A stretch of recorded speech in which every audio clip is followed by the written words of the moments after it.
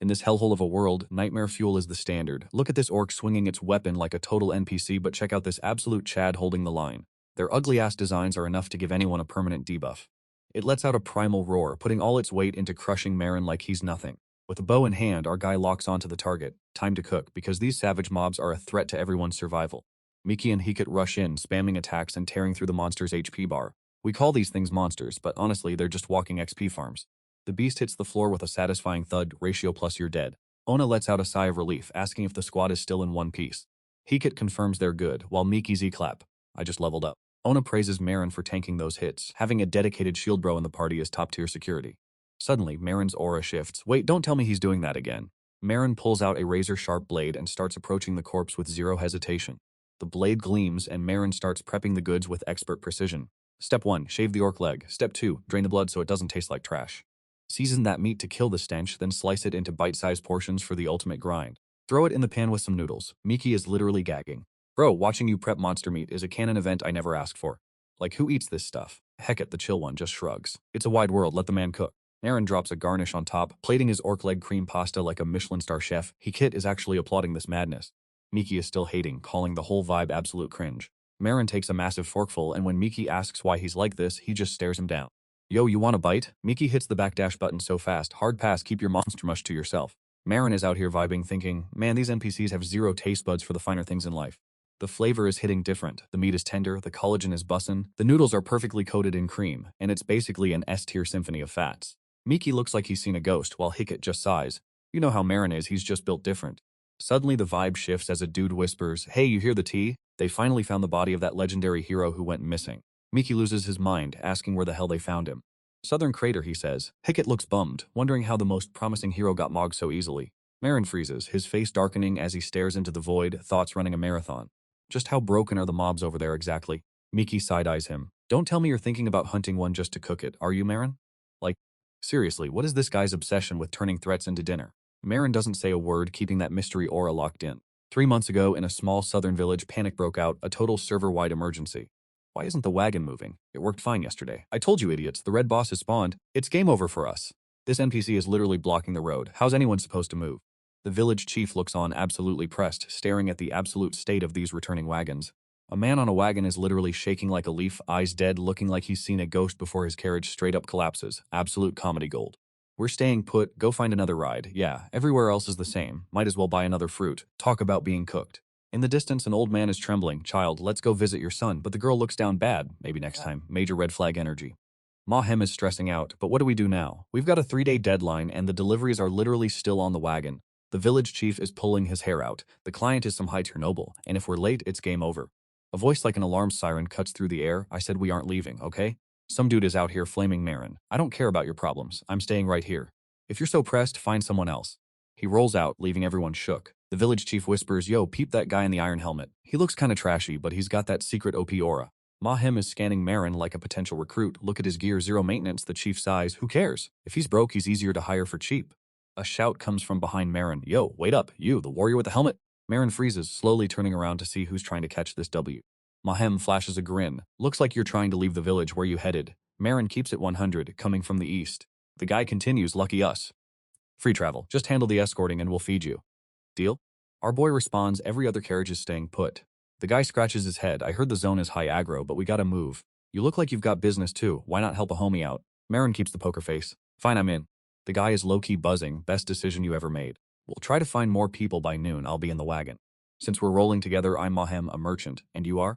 Maron hits him with the deadpan Maron. Maron glassy, leans into the chief, whispering he looks kinda depressed. Don't tell me he's got some terminal illness debuff. The chief shrugs. Whatever, as long as he isn't a fraud in a fight. If you're scared, just hire more mercs. Maron's internal monologue. Why did it have to end up like this? Is a hero's journey just going to be a total waste of XP? He's basically having a mental breakdown. No way I'm dying here. I gotta make it back to a drama alive. Suddenly a voice snaps him back to reality. Maron? Maron, yo, are you sleeping or what? My bad, the helmet makes it hard to tell what I'm thinking. He turns smoothly, no worries, and Mahem keeps rambling about the squad's gossip. Everyone's vibing. I'm hitting Heomon. We're going to a drama. Wait, you're going to a drama too, Maron? What's the destination? Maron replies, visiting the Lias orphanage. Had some business and it's been a minute since I stopped by. People are starting to get curious. An orphanage out there? I guess big cities have everything. One dude chimes in, but you look kinda stacked. What's your level? Maron is confused. Knowing levels makes partying up way easier, bro. System UI pops up, showing the most basic stat check. I'm sitting at level 23 easy dubs. You're lagging behind, but keep trying, buddy. Maron toyed with his system UI, dropping that casual, I'm just built different energy. 95. Suddenly the carriage hit a massive tremor, the kind that screams plot armor incoming. The driver lost his mind, screaming, "It's here, we're cooked." A massive silhouette charged from the distance. This beast had zero chill. Someone panicked, yo, it's a red boar, we're actually finished. The red boar bared its fangs and let out a roar that would make an NPC wet their pants. The guy scrambled to draw his weapon, shouting, "Move fast! Don't let it crash the carriage!" Too late, it was already on top of them. Maron just tilted his head, so this is a red boar? Honestly, the name is mid, it's basically just a giant, oversized bacon to be. System scan red boar, level 62, attack 46, defense 690. Sweet, a perfect test dummy for my stats. Maron gripped his blade and strolled toward the beast like he was heading to a buffet. The guy shrieked, "Are you suicidal? Get back," but the boar already leaped for the kill. Maron's gaze turned cold, a flick of his wrist, and suddenly the air was painted in crimson. Maron turned back, covered in monster guts, having just one-tapped a level 62 mob. The whole party stood there, absolutely mogged by his sheer presence. Maron paused, thinking to himself, wait, I actually clapped that thing? The level gap is huge, but did I just delete it in a single hit? The party lost their collective minds. Holy, this kid is cracked, sliced that boar like a hot knife through butter. He sounds so young, but his aura is insane. Is he an elf, a beastkin? He waved them off, nah, just a normal guy, as someone patted his back so hard he almost face-planted. Anyway, quest over, time to eat, I'm starving, let's grill this thing. Maron just stood there, keeping his mysterious lone wolf persona on lock. As the sun set, the campfire lit up and the squad started gossiping like it was high school. Yo, who even is this Maron guy? Always hiding his face, looking sus. Is that rusty sword some legendary great artifact? Mahim giggled, maybe it is, while Mickey rolled her eyes, stalker vibes, just ask him yourself. Hey Maron, she called out, but the spot where he was standing was empty. Wait, wasn't he just here? Where'd he go? Everyone froze, their souls leaving their bodies as they saw Maron casually dragging the massive carcass back. A collective scream echoed. Are you insane? Mickey roared. We're trying to eat. Why bring that gorefest here? Maron replied, I thought fresh meat would taste better. Take that mess somewhere else right now. A spoonful is lifted, followed by an immediate wave of roasting. Bruh, even if you're starving, this is a crime against humanity. Who the hell eats monster guts? Look at this. Pure L, my appetite is officially cooked. Completely oblivious to his own skill issue, he goes in for another spoonful anyway. He freezes mid-chew, looking like he's about to have a full-blown spiritual emergency. Millie's vibing, raving about the hot soup and melting potatoes, while Maron is straight-up hating. Is she actually enjoying this mid-tier trash? She side-eyes him, a total savage in the middle of the woods. This is luxury, king. Or were you expecting a Wagyu steak at a campsite? Why are you looking at me like you're ready to commit cannibalism? Don't tell me you're actually gonna finish that? Get a grip. Aside from it looking like absolute garbage, what if it's poisoned? Maron keeps staring unfazed. You have to process monster carcasses properly, strip them, then burn the rest. That's basic tutorial knowledge, NPC. She pouts. I'd rather starve than touch that filth. Anyway, you're headed to A rank, right? Long road ahead, so eat up even if the food tastes like actual NPC fodder. Hey, you the archer girl, get over here and help me light this fire. This carcass is way too damp to catch a flame. Miki struts over with main character energy. Move aside, big guy. I'll have this handled in a blink. Maron is sus. Why is an archer handling fire magic? Miki snaps her fingers and a flame erupts, leaving Maron looking like he just saw a glitch in the Matrix. Yo, that magic is actually cracked. Can I learn that too? Sure thing. It's basic tier stuff, but low-key a lifesaver. Maron drops the question. Hey, are you from the magic tower or something? Miki tilts her head, genuinely confused. Why the sudden interest in the tower? Because that's where all the mages spawn. Mage? Bro, I'm an archer. I literally just used a cantrip. She sighs. You don't need to be a mage for that. You think it takes 3 years to master elemental basics? Bruh, what century are you living in? That's basic tier tech for every adventurer these days. No way. Have you been living under a rock this whole time? Look over there. See those city lights glowing in the distance? Don't tell me the whole city is powered by mana stones. You've never seen mana stone lamps before? Maybe it's rare in the sticks, but even kids' toys are magic powered these days. Back in my day, we didn't have this kind of drip. Time flies fast, man. Maron stands there, locked in a core memory caught in his own canon event. The smell of grilled meat. If only it were actual pork instead of monster slop. Want a bite? You trying to speedrun my death? But honestly, a post-quest feast with the squad sounds like a W. Maybe toss in an ice-cold beer and we're golden. Maron just stares silently into the fire Miki conjured. From the east of a drama, an excited voice cuts through the tension. Yo, we're so lucky to have you. Thanks to you taking down those red boars, we actually made it here ahead of schedule. If it wasn't for you, Maron, who knows what would have happened? Seriously, major props. Maron looks hit with the feels. Nah, I should be the one thanking you guys. The crowd starts whispering, totally glazing him. Wait, has he been fasting this whole time? Man's been looking like he hasn't touched a plate since the start. He'd throw up whatever he ate, so we just thought he was a picky eater. Turns out he's actually sick, and he never takes that iron helmet off, so don't tell me he's secretly a monster or something. May hands something to Maron, saying, just a small gift, don't be a stranger. Maureen is confused. This wasn't in the deal, right? He leaves before she can ask, don't say that, it's only natural. See you around. Maron stares at the snacks he was just handed. After a long pensive moment, he chucks them into the trash without a second thought. Total savage move. As he walks, he reminisces. After all that chaos, I'm finally used to drama. The city's changed so much. That bakery is still poppin' like the old days. Just one more corner to go. Finally, the place he's been dreaming about. But when he arrives at the Lias orphanage, he stops dead in his tracks. This is not the place he remembered. Did I get lost? No, this is definitely the spot. Why is it a weird toy store now? An NPC employee walks up curious. Sorry, sir, are you looking for something? Maron is stressed. Where's the Lias orphanage? Did they? It was right here. The clerk looks confused. Lias's orphanage? I'm the second generation running this shop, man. Never heard of it. Second generation? But it has to be here. The clerk just shuts him down. Pointless asking. I've never heard of it. An old lady calls out to Maron. Hey, looking for the Lias orphanage? Maron is hopeful. You know where it is? I haven't seen it myself, but I heard rumors from way back. That place used to exist. Used to? What do you mean? The old lady drops the truth bomb, and it hits like a lightning bolt. It burned to the ground the night the dragons attacked, I believe. Maron's eyes go wide, pupils shrinking in pure shock. Attacked by dragons. My life was always as blank as a sheet of paper. No memories, no dreams, just mid. In my final moments, the only thing on my mind was the warmth of the dinner table and my long-lost family. That was the end of my first life. Is that Maron's voice inside his head? Wait, didn't I drown? Why is it so bright? A nursery? A bunch of kids peek in shouting, "He's awake, sister!" The baby's awake. What the hell is going on? I swear I died in an accident. Hey kids, keep it down, you'll scare the baby. Someone picks him up. Let's see here. The sister hugs him gently, smiling. Did you sleep well, sweetie? Welcome to the Lias orphanage. From today on, you're part of our family. That's my first core memory in this world, the kind of warm, fuzzy family vibes I thought I'd never experience again. A fat stack of cash hits the table. Here's the donation for the month. The nun gently scolds him. I told you it wasn't necessary, but Maron just smiles. It's just a little treat for the kids.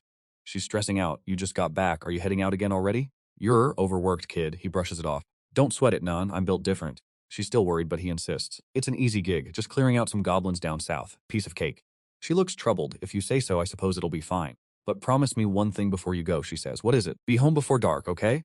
I'll bake that berry pie you love so much. I promise. Then, standing before a massive tree, a mysterious voice pipes up. You've certainly come to the right person. After the dragon raid, most buildings were rebuilt, but unfortunately, no one from the orphanage survived. My guild is currently handling the orphans. This grave hasn't had a visitor in forever. What's your connection to it? She notices Maron kneeling in total silence and decides it's better to just back off. Sorry for the intrusion. I'll be taking my leave. Maron's hand trembles as he reaches out. I'm coming home soon. I promised, so please don't worry about me. The regret is eating him alive. If I had been there back then, would things have turned out differently? The rain is absolutely dumping now. He leans against the tree, realizing there's no way to know the answer. Hours pass until the rain stops and two bystanders start whispering. Hey, that guy's still there? Yeah, it's been days. Is he gonna be okay? Must be some next-level trauma. Maron's still glued to the spot, staring at the headstone, a piece of pie lying discarded on the grass. She tosses the pie down and walks away. Maron slowly picks it up and takes a bite.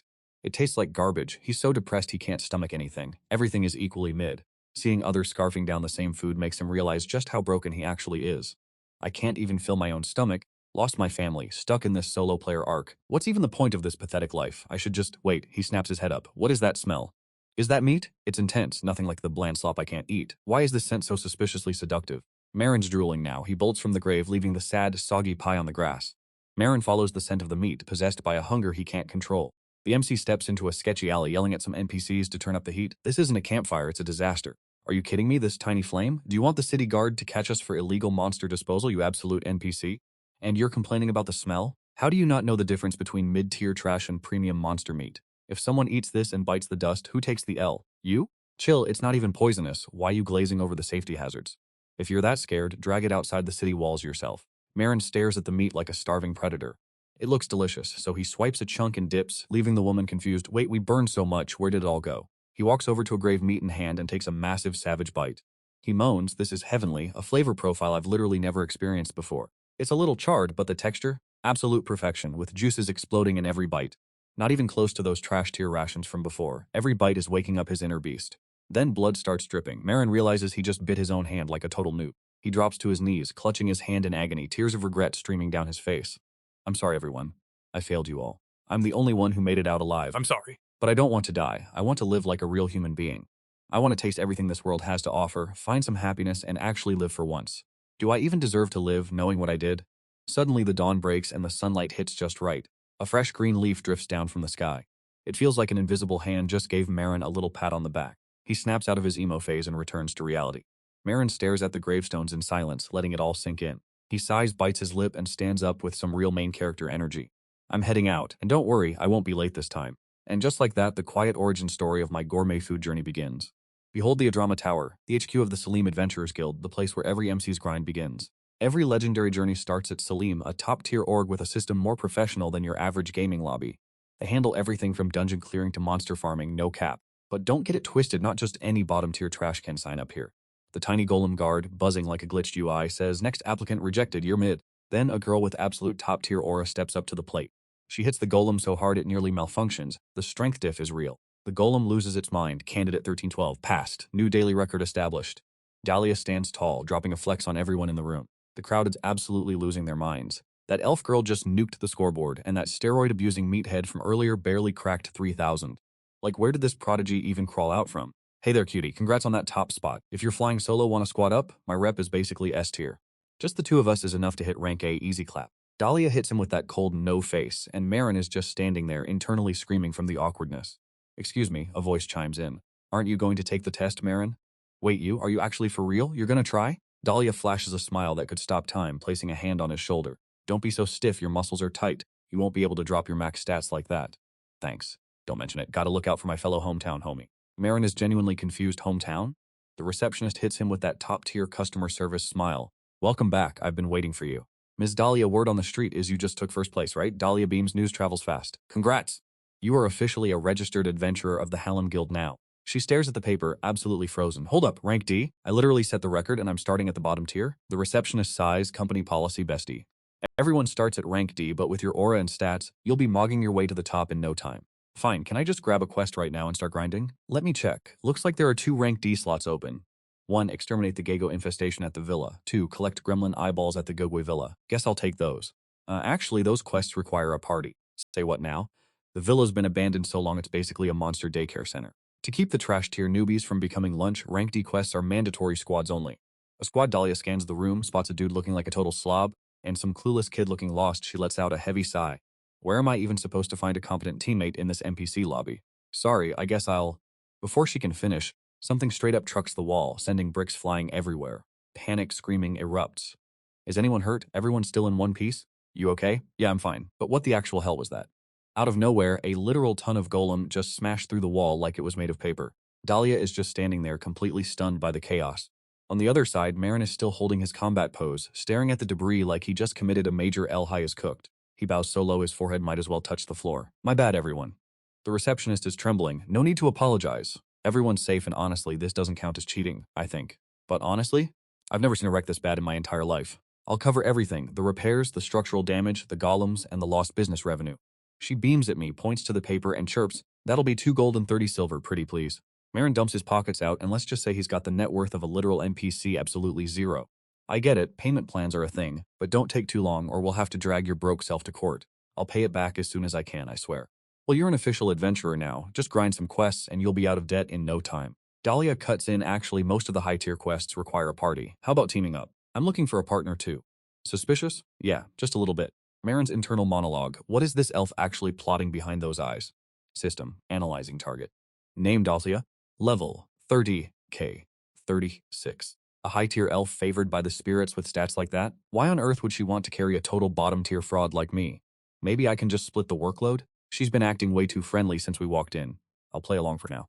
The receptionist claps. Perfect. A warrior and an archer? Talk about a meta-defining duo. Looks like we have a deal then. Maron thinks, fine, whatever. If she's actually cracked, I'll just let her solo the mobs while I get carried. Dahlia adds, "Don't sweat it, we'll be fine." We haven't even introduced ourselves properly, have we? I'm Dahlia, just call me Dahlia. Still skeptical, but hey, gotta survive this debt trap first. He takes her hand, Maron glassy. "Let's try not to kill each other. Maron, let's crush our first quest together." Ugh, I'd rather not, but I guess I need a party to pick up any decent jobs. As long as it's temporary, I can deal with it. The receptionist cheers, congrats to the new party. Dahlia the elf archer and Maron Glassy the human warrior. Suddenly the vibe shifts. Dahlia's face darkens. "Wait, you're a human?" "Humans, huh?" Maron mutters, tracking the map. There it is. The Gagoi Mansion dungeon. A sharp, irritated voice cuts through the air. "Damn it, what's taking you so long? Move it." Dahlia groans. "Ugh, absolutely foul. I have to work with a human? Why am I stuck in a party with such a bottom-tier species?" Right, the elves, those long-lived, tall, elite-tier lookers. They've been treated like commodities for ages, so it's no surprise their relationship with humans is basically non-existent. And here I thought the receptionist was just being polite, but I guess not everyone is that chill. He looks up and catches a glimpse of the manor, gorgeous, eerie, and radiating major final boss energy. Okay, this place actually lives up to the hype. It looks way more menacing at night. So, that's our target, huh? System alert, Gremlin monster identified. Level 18 attack, 80 defense. The higher tier Gagoi grows, the more tanky and massive its armor gets. Seeing this swarming nest of NPCs is genuinely giving me the ick, she says, shooting him a look of pure disgust. Listen here, human, back off. You're literally blocking my quest progress, and honestly, your short-lived, uneducated species is so exhausting. I won't even waste my breath, just stay in your lane. Her eyes go wide as saucers, completely shook. Wait, what? Are you actually dead serious? Don't you dare disrespect me like that, you. Are you just walking away while I'm still talking? I've never met someone as rude as you. Is your lifespan so short you couldn't fit basic manners into your schedule? You started this. I'm over 100 years old, so shut up about the short-lived crap. Are you done yapping? Just do what you said and stay out of my way so we don't grief each other's missions. Hold up, you're seriously going in solo? You're not even prepping gear? The gremlins are only level 18 for someone like me, or even a mid-tier like you. Why would we need to prep? Dahlia's mind is racing. Did this guy really just scan my stats? If he has a system skill that cracked, what else is he hiding? Suddenly, her eyes bulge. Wait, no way. She screams, pointing a finger at Maron. You dared to peek at my personal info. How can a trash-tier human be this bold? A monster silently swoops in from the shadows. Dahlia shrieks in rage. I know your kind is bottom tier, but peeking at someone's profile is a cardinal sin, you creep. You absolute zero degenerate, she yells, while a monster growls directly in her face. We're in a dungeon, silence literally the absolute basic requirement. Dahlia furiously wipes the monster slime off her face. Yeah, I checked your info back at the guild when we first met, he says nonchalantly. Honestly, if being in a party with me is such a massive L for you, then we're basically done here. We go our separate ways, isn't that way better for both of us? Don't try to drag me down, she snaps. Who's dragging who, exactly? Just worry about your own side, human. I'll handle the Gagoi, you just finish off those gremlins. We clear? Whatever. Maron punches a gremlin into oblivion, stats hitting a clean 4950. Beautiful. Okay, gathered enough eyeballs for the quest. Let's see what's going on over on her side. A wooden staff snaps like a toothpick. System alert, Gagoi monster identified. Level 21, a hard rock encased evolution of the gremlin species. Dahlia's panting, clutching her bow, looking absolutely cooked. A swarm of monsters dives at her, and she lets out a high-pitched scream. Maron watches from a distance, thinking, whatever, she probably won't die anyway. Let's see how this thing tastes. But which part is actually edible? It looks like a giant toad, time to dissect it and find out. Only the good parts then, too little meat? Whatever, just put it on a skewer and call it a day. Just grilling the meat is boring. Let's try roasting the organs too. Who knows, just like a pig or cow, maybe the organs are the best part, make sure to char them well. A piping hot skewer straight off the grill. Gremlin meat on a stick, Maron takes a whiff. Not bad for a first-timer, am I right? Time to taste test, he bites into a massive chunk. Then exclaims, absolute peak, monster meat just hits different compared to normal livestock. Honestly, it's more like duck than chicken, a bit bitter with a weird musky aftertaste. A little dipping sauce would probably make this a W. Suddenly, his vision goes blurry, system warning, mild poison detected, and he faceplants onto the floor hard. What the poison? That's what I get for being a greedy little NPC. So that bitter taste wasn't just a seasoning, it was straight up toxic? No antidote? Gotta purge this out fast. Wait, purge? Gremlins aren't even specialized poison types. If they're naturally toxic, they must have a biological resistance, and the detox organ is definitely the liver. Let's test this theory out, system. Poison neutralized successfully. Maron lets out a heavy sigh of relief. Alive. That was way too close to a game over screen. So that's why people don't eat monsters. It's not just the ick factor. I'm definitely leveling up my detox skills after this. Dahlia rushes over, looking at him like he's lost his damn mind. Hey, what the hell are you actually doing? Looking at the mess on the floor, he stammers. She shakes her head, pinching her nose. I knew humans were savage, but I didn't think you were deranged enough to actually eat that garbage. Are you insane? Hold up, I get you, elves are vegans, but that doesn't give you the right to body shame my lunch, he snaps back. She yells, do you really think this is about respect or understanding, you human? Not only am I stuck in a party with a human, but I have to watch this nightmare unfold. I just want to head back to the world tree and bleach my eyes. Bro, we finished the Gremlin Eye quest hours ago. If the job's done, why are you still lurking around here? Maron explains, my contract requires us to stay together. If we split up and someone dies, who's taking the L for that? It's not just us, Gil from the quest board would be totally screwed too. She tries to clap back, that's my problem, not yours. He keeps the cool Chad energy, there's still a bit left to do. I'll help you wipe the goblins. You want this over with ASAP, right? Dahlia is still being a stubborn tsundere. I don't need help from a human like you. I'll finish this in a sec, just hold your horses. She stares at his gear, curious, what is that? He replies, my bad, forgot to mention it. I'm a shield knight. My skill forces every monster in the area to aggro onto me. Watch and learn. A horde of gremlins swarms the field, and even the Goi are losing their shat, totally out of control. Watching him, Dahlia is losing her mind. What kind of brain-dead strat is this? Since when does a shield knight spend his time playing drums on a crate? Her face goes pale, legs trembling. Wait, don't tell me you're actually. Deep down, the frontline shield knight's most iconic skill is provocation, aggroing every single mob to keep his team from getting deleted. She screams and scrambles back. This lunatic. That skill is meant to tank for the backline, not lure a whole freaking boss-level horde. But seriously, since when is the scaling this broken? Whatever, no time for feelings. Active skill, friction swordplay. Passive skill a triggered, poison blade, damage increases based on your current level. Active skill triggered, attack speed goes burr, melee DPS hitting critical mass. Hearing the rhythmic clanging of Maron's shield, the mobs are getting pulled in like moths to a flame. Dahlia scowls, damn it, this guy is a walking disaster. I'm dipping, I'm sticking to long-range support from now on. Suddenly she freezes, her pupils shrinking to pinpricks. No way, is out here soloing the entire wave of monsters like it's nothing. I'm out here sweating bullets, just taking down 5 goi, and this guy is clearing the whole floor? What even is this guy? Is he even human? Someone comes rushing up. Hey, wait up, what's going on? Dahlia's frantic. You just soloed the whole damn wave. Maron keeps it chill. It's a party quest, no need to sweat the MVP status. Didn't you say you wanted to speedrun this mission earlier? Exactly. I'm just pulling my weight so we can wrap this up and get paid. You poor, clueless idiot. Wait, do you not hear that? That noise? Maron's shocked. Do elf ears actually move like that? Are they just specialized radar dishes? Dahlia's face darkens and her legs start twitching with pure unadulterated rage. What is she about to do? She looks down at a group of guys, 2 of them plotting some absolute NPC tier garbage. You idiots, those aren't monsters, just some strays running past. We need to hit the black market by tomorrow. Who knew these things would hide in the rocks? Then they kick an elf in the back. Move it, trash. You want another beating? Keep walking. Dahlia's eyes are burning with pure malice.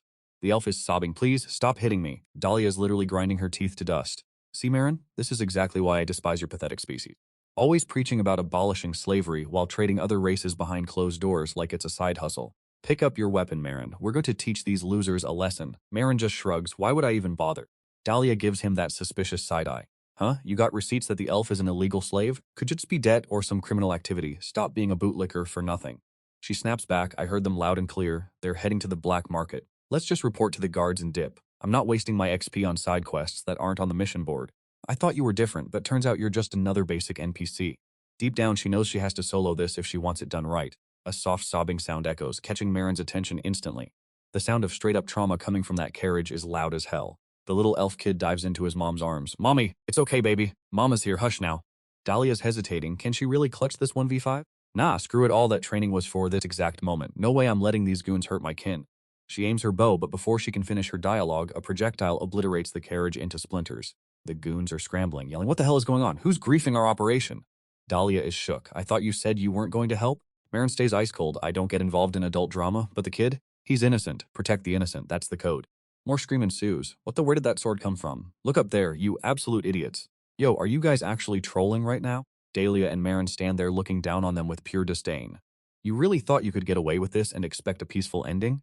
Dahlia points a finger right in his grill. You filthy human scum, who gave you the right to act all high and mighty? I know for a fact you've got my kind locked up in that trash heap. They're still trying to cap Laughable. These are legal slaves authorized by Marquis Besta himself. She stutters, Marcus Besta? You really expect me to buy that? Blind or something? Look at the crest plastered all over the carriage. Dahlia looks like she's about to lose her mind, but Maron steps up. Yeah, this seems kinda sus. That seal on the cart? That ain't from any Besta I know. Hey kid, stop talking nonsense. It's clearly a wolf. That's the family crest of the Marquis, you scrub. Yeah, but the wolf's eyes are intact. The Besta ancestors were missing an eye, so the official crest has to reflect that, you illiterate fraud. Which means that 2-eyed stamp is a cheap counterfeit. The goon turns pale, breaking out into a cold sweat faster than a speedrunner. Impersonating a noble? That's a death penalty offense, I believe. They start panicking. Kill them. There's only 2 of them. Rush them. Back in the day, mercenaries had a code of honor to avoid unnecessary beef, but I guess we're just catching bodies today. Maron instantly lands a strike that sends the big guy face first into the dirt. His eyes roll back, he's choking on his own ego, and he slams into the sand, kicking up a massive dust cloud. No way. He one-tapped that giant unit with a single hit? Listen up, you pieces of trash. You really want some more?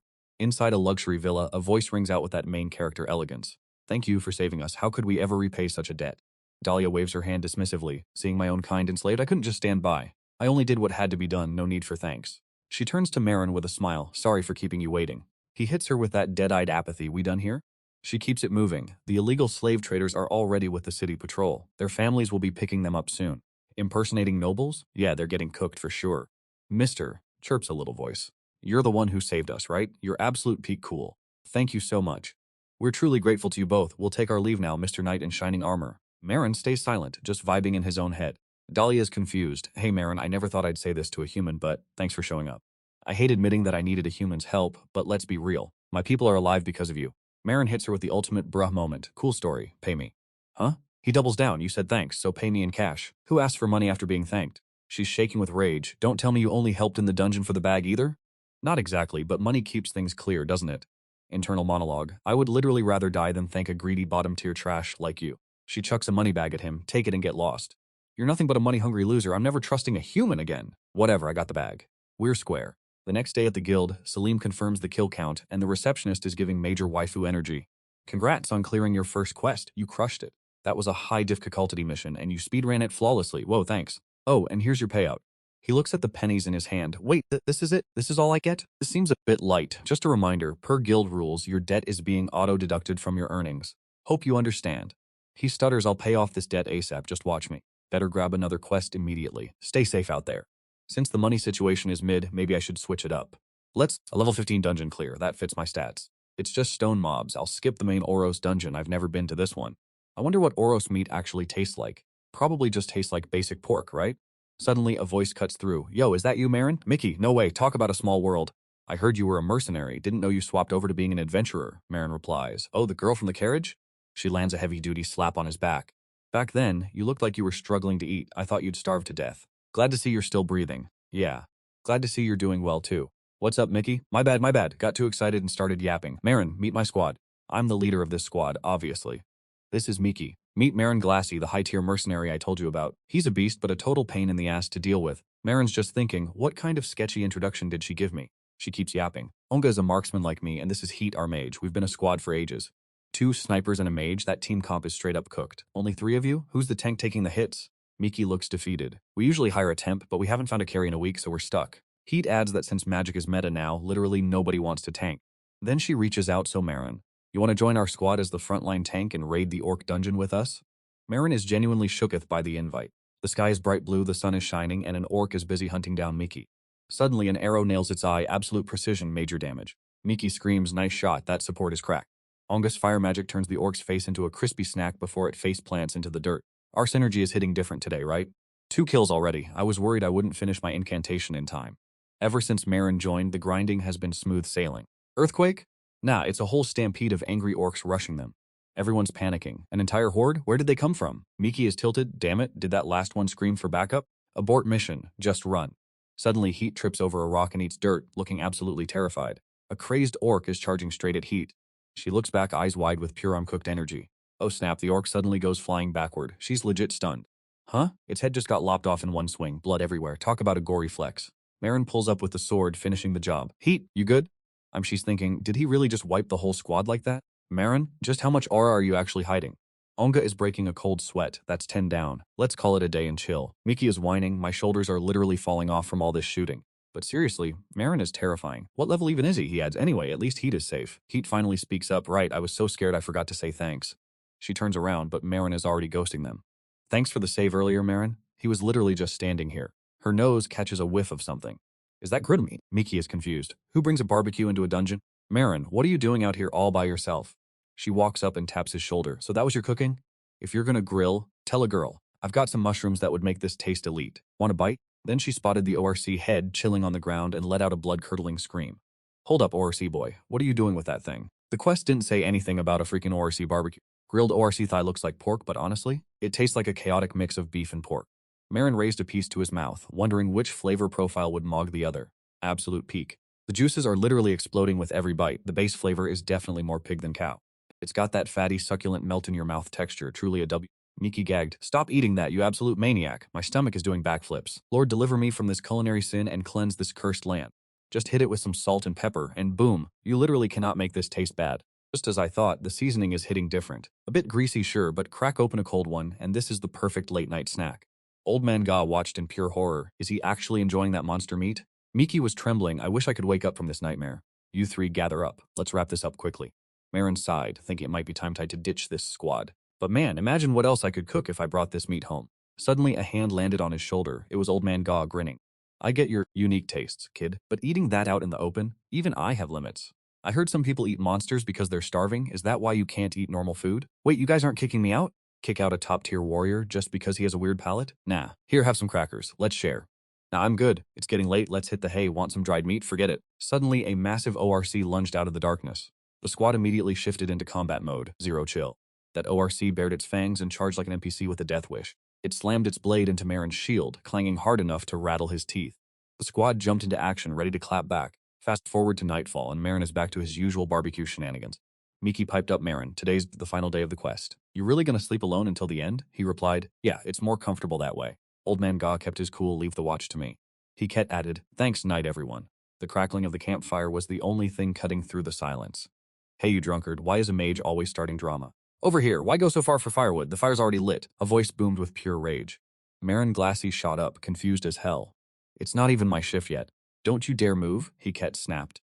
The chant is already locked and loaded. Move and you lose your head. Just answer the damn question. I used appraisal on you while you were sleeping. You're suspiciously OP and didn't have a single scratch. Tell me what's your real level. Miki pointed at him, shaking like a leaf. But Maron, what the hell is that? What kind of sick title is cannibal of his own kind? Maron Glassy, level Kamic race, human, ATK, off the charts titles, wolf tamer, to mage tower higher, intermediate knight, and cannibal? Maron answered with zero hesitation. Ah, that cannibal title. System notification, you have unlocked the cold-blooded butcher title for massacring 100 plus of your own kind. Big yikes. Against your own race, attack power goes up by 5%. Miki is literally trembling. Talk about a skill issue. Wait, you actually iced over 100 people? Yeah, we're gonna need an explanation for that, Chief. Onga's trying to play mediator. Look, if he passed the Black Forest Guild background check, shouldn't it be clean? But this is a whole different level of sus. The party is absolutely tilted. Spit it out. If it's a misunderstanding, stop acting like an NPC and explain. Maron, silent treatment? Are you actually plotting to wipe us out for the XP? Say something. Maron finally speaks up. It's not like that. Then explain why you're a kinslayer, you absolute fraud. He drops his head, low-key defeated. My Onga cuts deep. Look, I don't care about your trauma or your busted-ass leveling speed. That's irrelevant right now. I literally cannot trust a guy who's racked up a triple-digit body count. I'm done. Pack your bags. Get out of our party now. Maron stands up immediately. Bet understood. He grabs his gear and dips like a total Chad. No unnecessary begging. Flashback 100 years ago, Southern Front. Monsters are screeching, but a cheery voice cuts through the chaos. Great job, everyone. Anyone take any damage? Took out 2 at once? Your skill ceiling is insane. Bruh, stop glazing him for doing the bare minimum. Some hater chirps in, still 18 left. Keep that same energy you use for flapping your gums. Did we secure the evidence for the quest yet? Loot confirmed. Let's roll out, boss. That guild receptionist was a total Karen, acting all high and mighty. She was nice to me. Maybe you're just mid? Whatever, fewer goblins than we thought. Probably just the outskirts. The deep woods are crawling with them. Think they're shook by our aura and ran away? Hear that? Even the monsters are scared of our lies. Yo, are you guys ignoring me, or what? They spin around, eyes glowing red with murderous intent. This is not the vibe. Why'd you do us like that? How come you're the only one who made it out alive? Maron jolts awake from the nightmare. Canon event achieved. He stares out the window, feeling absolutely hollow. That void hits different. Downstairs, the NPCs are living their best lives, laughing and chilling. He walks down and the entire room goes silent. Total main character aura.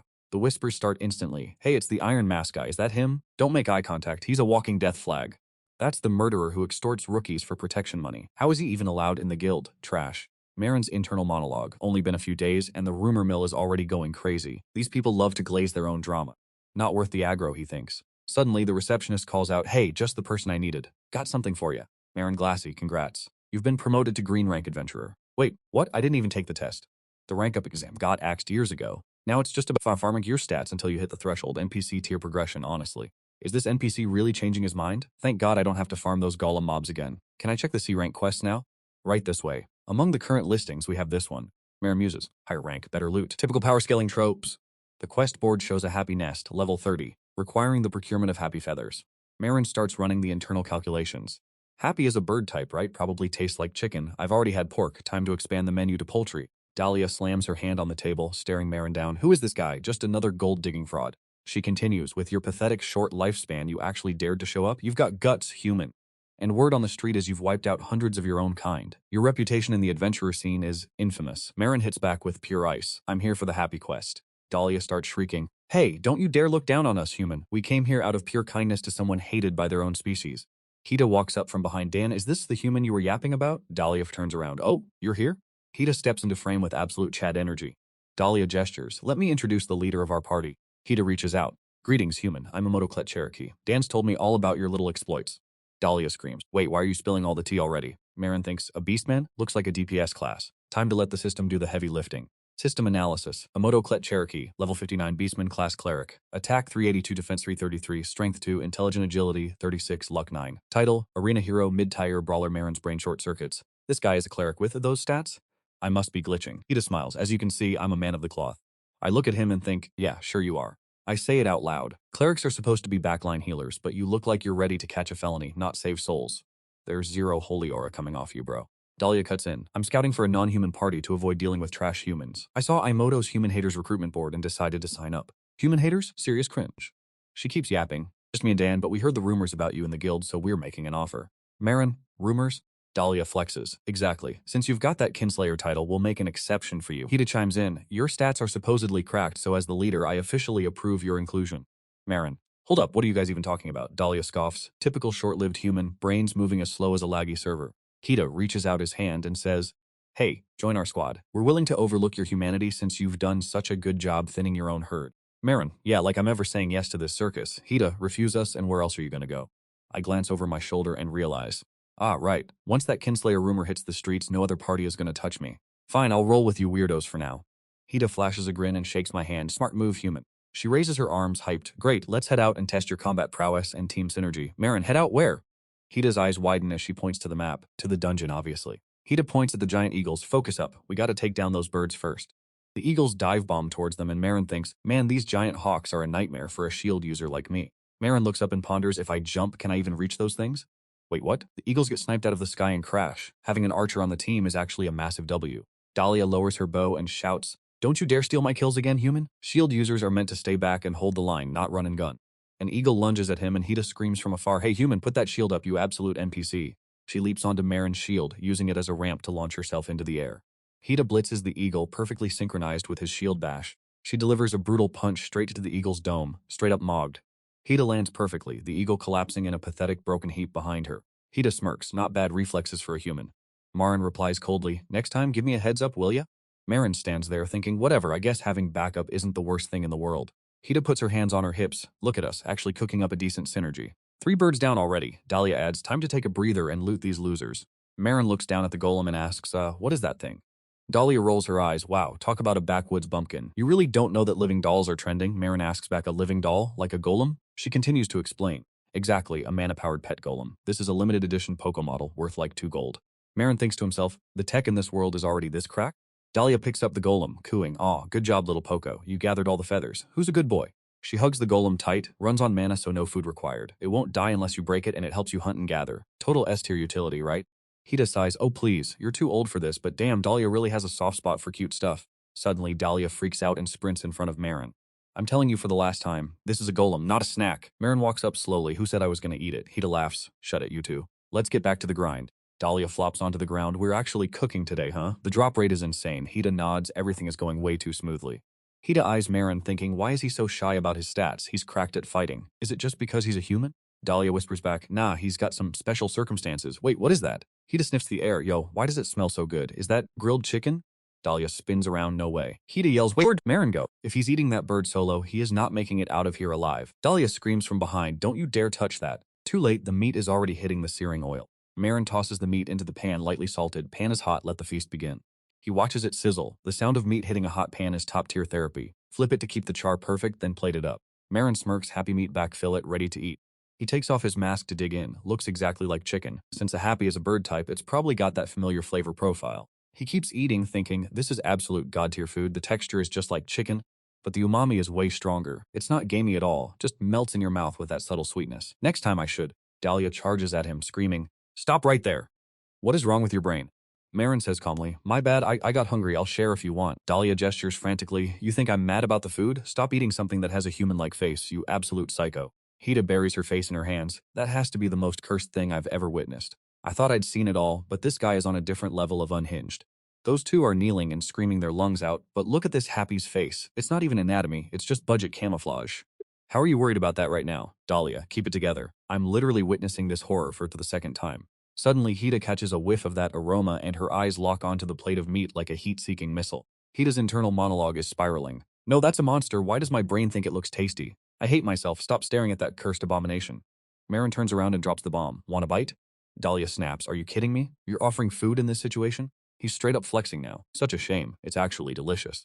Hida's eyes widen at the meat, growling, you human, are you daring to challenge me? Dahlia grabs her head and hisses, bro, chill out. Shut up. The two of them are back to screeching at each other. Why does a monster smell this good? Suddenly, Maron realizes, oh, I forgot about the stew. He pops the lid, thinking, took a while, but it's perfectly cooked happy leg stew. Hida stares, asking, you're actually eating that? There's no meat on it. Maron replies, yeah, I wanted to see what boiled happy chicken feet taste like without seasoning. He takes a bite, let's find out. Maron's internal review. Cooked long enough to make the meat pudding soft and sweet, with that chewy collagen holding everything together. So that's the secret of a happy's foot. He adds probably best with spicy seasoning. I've got to save the last one to marinate it properly. Dahlia hits her limit. You're actually driving me insane. Dahlia keeps screaming. Wait, what are you even eating right now? Maron just looks at her with zero chill. Want some? She lunges at him, swatting the foot out of his hand. Happy feet are venomous, you idiot. Dummy. Dahlia turns to Haida. Hey, idiot, detox him. Haida says, I don't know how. Dahlia yells, what do you mean? That's basic cleric magic. Haida sighs, I thought it was a waste of time, so I didn't learn it. A giant eagle swoops down from behind. Dahlia explodes. See? Your chaotic energy is attracting everything. This is all your fault. Haida raises her hand, ready to blast it. Move, instead of healing him, let me test my new spell on this bird. Wait, don't be reckless. A torrent of flames erupts toward the eagle. Skill Hellfire incinerates the target. Poco. Dahlia drops her guard, voice trembling. This is a nightmare. My Poco wasn't even a week old yet. Haida just gives them a tired, judgmental look. Dahlia screams, you monster, how dare you kill my Poco? Haida shrugs, it's a new F-rank skill, it missed the mark. Dahlia wails, my child's murderer, I will curse you for 1,000 years. Haida smirks, I'll buy you a new one, don't be so dramatic. Maron looks at the dirt, Poco was a limited edition, where am I going to find another one? Haida replies, I said sorry God, what a mess. The receptionist chimes in. Mission objective if complete. Please dispose of the remains. Dahlia looks up at the sky, I'm exhausted, too many plot twists for one day. Haida asks, are you really not waiting for me to replace Poco? Don't regret it later. She glances at Maron and asks, huh? Haida yells, what? Wait, what are you picking up now? You're still trying to eat that. Maron replies, it took effort to prep this, it'd be a waste to throw it out. Haida scoffs, you want to flex in front of everyone? At least put it in your inventory. Inventory. A system UI pops up and it looks like something's inside. Inventory non-attribute mana constructed spatial storage holds all non-living items. Max capacity 30 gold. Maron touches the UI thinking, so it was here all along, I completely blanked on that. He continues, I've been lugging that heavy-ass backpack everywhere like a complete NPC. No wonder everyone was looking at me like I was a weirdo. Maron rubs his head. When did I even forget that? I can't believe I forgot such basic mechanics. He keeps overthinking, wondering what else he's messed up. Haida turns to him. Despite the chaotic ending, we're both cracked and our coordination was actually top tier, right? Maron replies coldly, huh? Yeah, it's fine. Haida holds out her hand for a high five. Alright, bet. Officially join the squad then. If we team up, no mission stands a chance. We're basically speedrunning this. Haida reaches out for a handshake, grinning. Welcome to the crew, big guy. Official member status unlocked. Maron eyes Dahlia and Haida thinking, a permanent party? A bunch of weirdos, sure, but their stats are actually cracked. Solo leveling is cool and all, but having a squad is just efficient. He sighs, fine, I'm in. Haida's energy spikes to 100. Let's go! Big W for the team. Time to hit the registration office. Let's make this official stat. Dahlia locks eyes with Maron. We've been through the ringer, but now you're officially one of us. She gives him a smug, mysterious smirk. Make sure to cherish every fleeting second of your human life, Maron Glass. Don't waste it. Dahlia extends her hand, businesslike. Looking forward to working with you. Charlotte, Maron thinks, standing his ground. Yeah, let's make it work. Haida bounces back holding a form, looking way too hyped. Miss me registration complete, baby. We're legit now.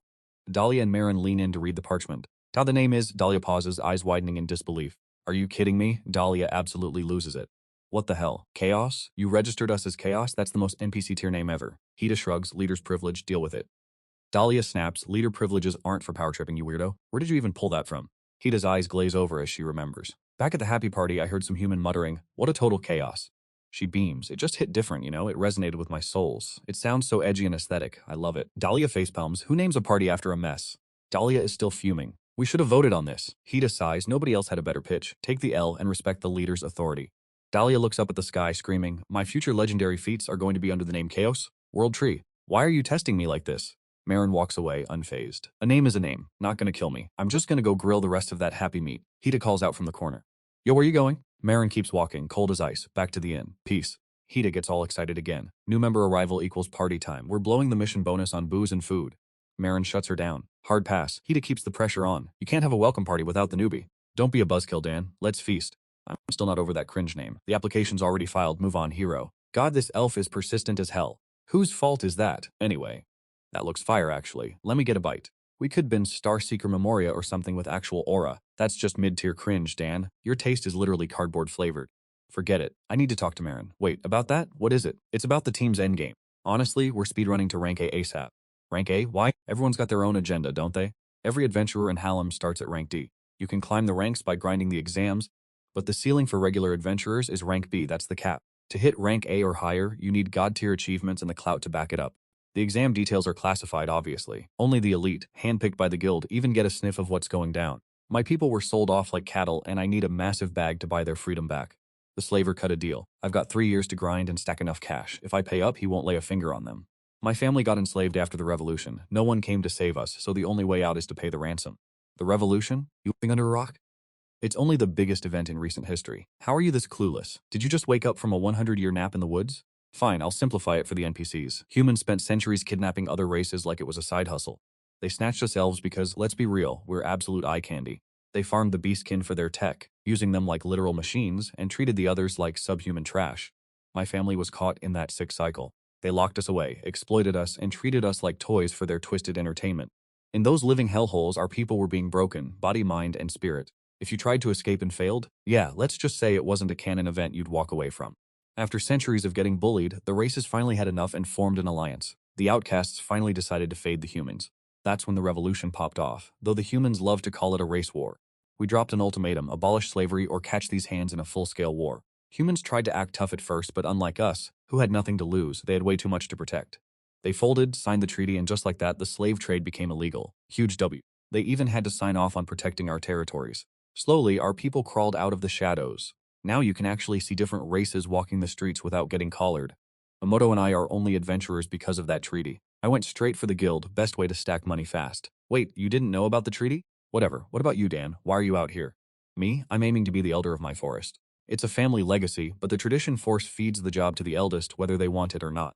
My sister hates the gig, but the elders keep nagging her, acting like tradition is the ultimate get-out-of-jail-free card. I'm actually built for this. I'm the best protector we've got. My people finally agreed. If I can pull off a legendary feat in the outside world before I turn 150, the title is mine. Being an A-rank adventurer isn't the finish line, but it's the perfect stepping stone to the main quest. From slave to elder, we've all got our reasons and our own path to forge. We're all chasing something, so let's team up. It'd be a major W if you're down for the cause too. Yo, human, you got any goals or are you just here for the vibes? Maron, if it's too deep to talk about, you don't have to spill. Nah, it's fine. I guess you could say I'm doing this because there's a dragon I need to delete. Dahlia looked confused, like wait, what? He'd just echoed her. A dragon? Maron started dropping the lore. The same creature that attacked a drama back in the day and turned the whole city into a literal grill. He said with zero chill, I'm gonna kill it, but I've got some business to handle before I even touch that dragon. Hida and Dahlia side-eyed Maron like he was losing his mind. Maron's internal monologue, do they think I'm just yapping? Dahlia stared at her cup and deadpanned, hey human. She continued, I thought you were some ambitionless NPC, but turns out you've got more main character energy than us. What next, Hida? Are you gonna try to eat the dragon too? You're actually cooked. Dahlia added, anyway, you're leveling up with us, right? You gotta hit high rank before we can even think about the dragon raid. The trio clinked glasses, mission accepted. Let's get this bread. Meanwhile, back at the ranch, Maron was busy at the stove. Team up secured yesterday, so today we feast like a king before the grind starts. He dumped his pockets and sighed. Just bought ingredients and I'm already broke. If I pay the in tab, I'm legit going to be homeless. Maron poured the oil and muttered, expensive as hell, but let's get this frying started. He flicked his wrist, inventory, retrieve. Maron reached into the system UI. Checking the meat, he smirked, still as fresh as the second I snagged it. Looking at the stove, he thought, stays exactly how it was when I stored it. Honestly, the best food storage hack ever. He cracked an egg into a bowl, gotta whip up the batter first. Maron tossed in the flour, coating that meat until it was looking absolute fire. He dropped the meat into the sizzle, the oil screaming as it hit the pan.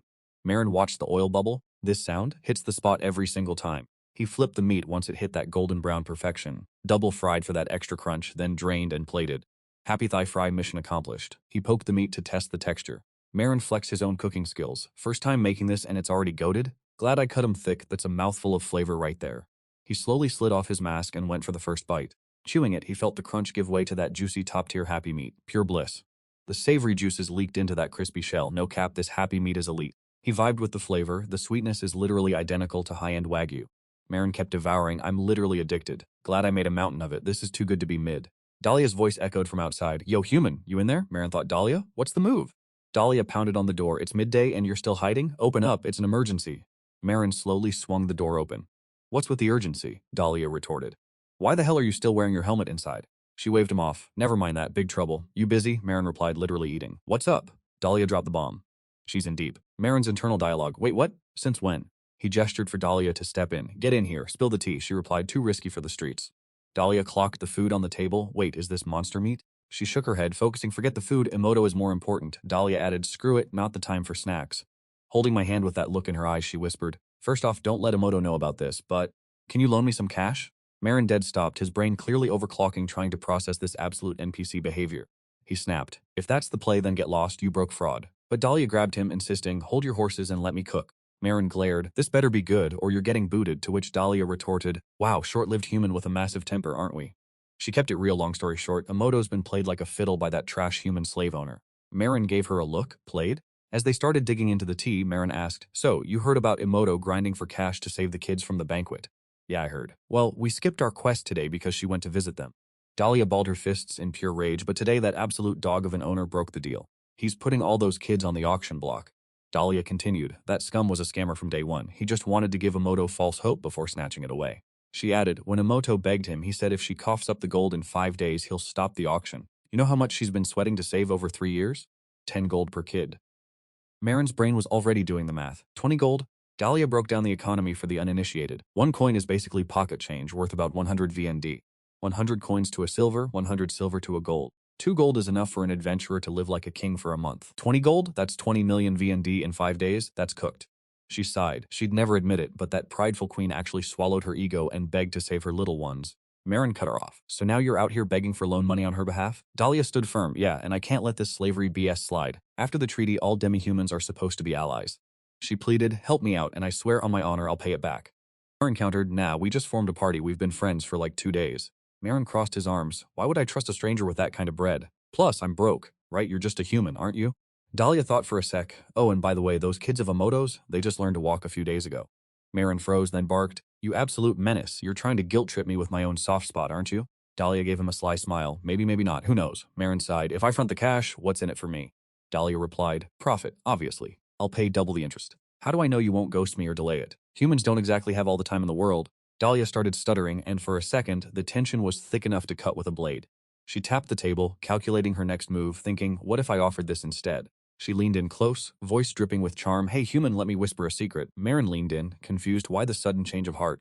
She whispered right into his ear, "You got wind attribute compatibility?" Maron stammered, "No, but why are we whispering?"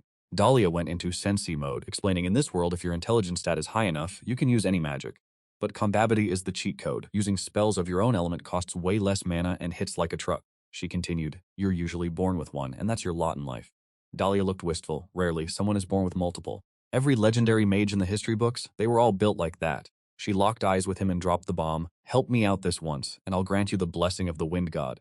Maron is standing there looking like a total NPC. Dahlia throws her hands up, fuming. "Are you seriously telling me that wasn't enough?" Maron keeps that same deadpan energy. "It's not that, but like, you know you can't just slap attributes on people whenever you feel like it, right?" Maron turns to her, dead serious. "You actually have the juice for that?" Dahlia screams, "I swear it on the world tree, okay? Happy now?" Maron drops his hand onto the table. "Fine bet." He leads Dahlia out while saying, "Let's bounce." Cut to the city center, absolute chaos, NPCs moving everywhere, total main character energy.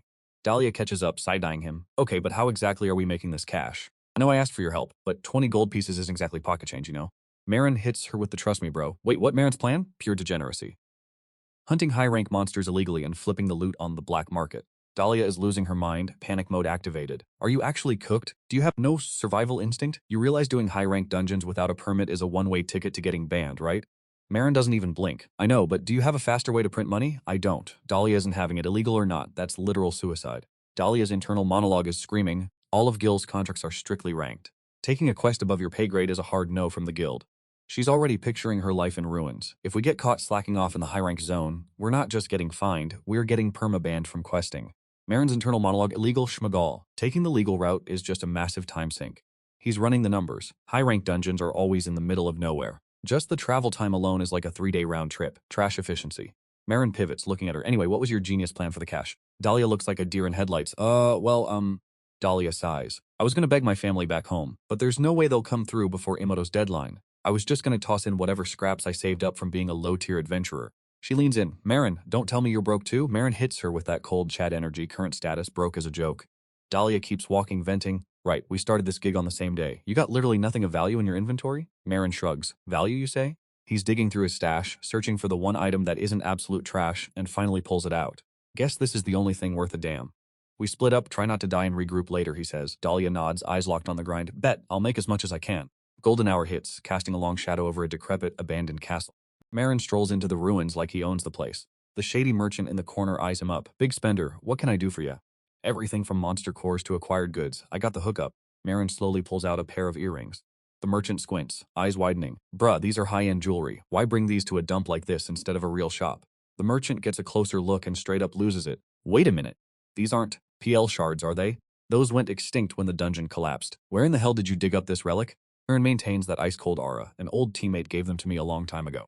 Flash forward to the morning, standing in front of a high-class estate. A smug voice echoes from inside. Finally learned how to keep your cool, haven't you? The old man is lounging like he's the king of the world. Doesn't matter how much you lash out, it's all wasted energy. Your thick skull finally processing that? He stares H down. Giving you 3 years was just a whim of mine, but hey, you got to play outside for a bit, didn't you? H is internally fuming, absolute murder in his eyes. That annoying, smug face, I'm going to crush it. A voice rings out from a distance. Is a Metallico around? H turns to see Maron and Dahlia walking up.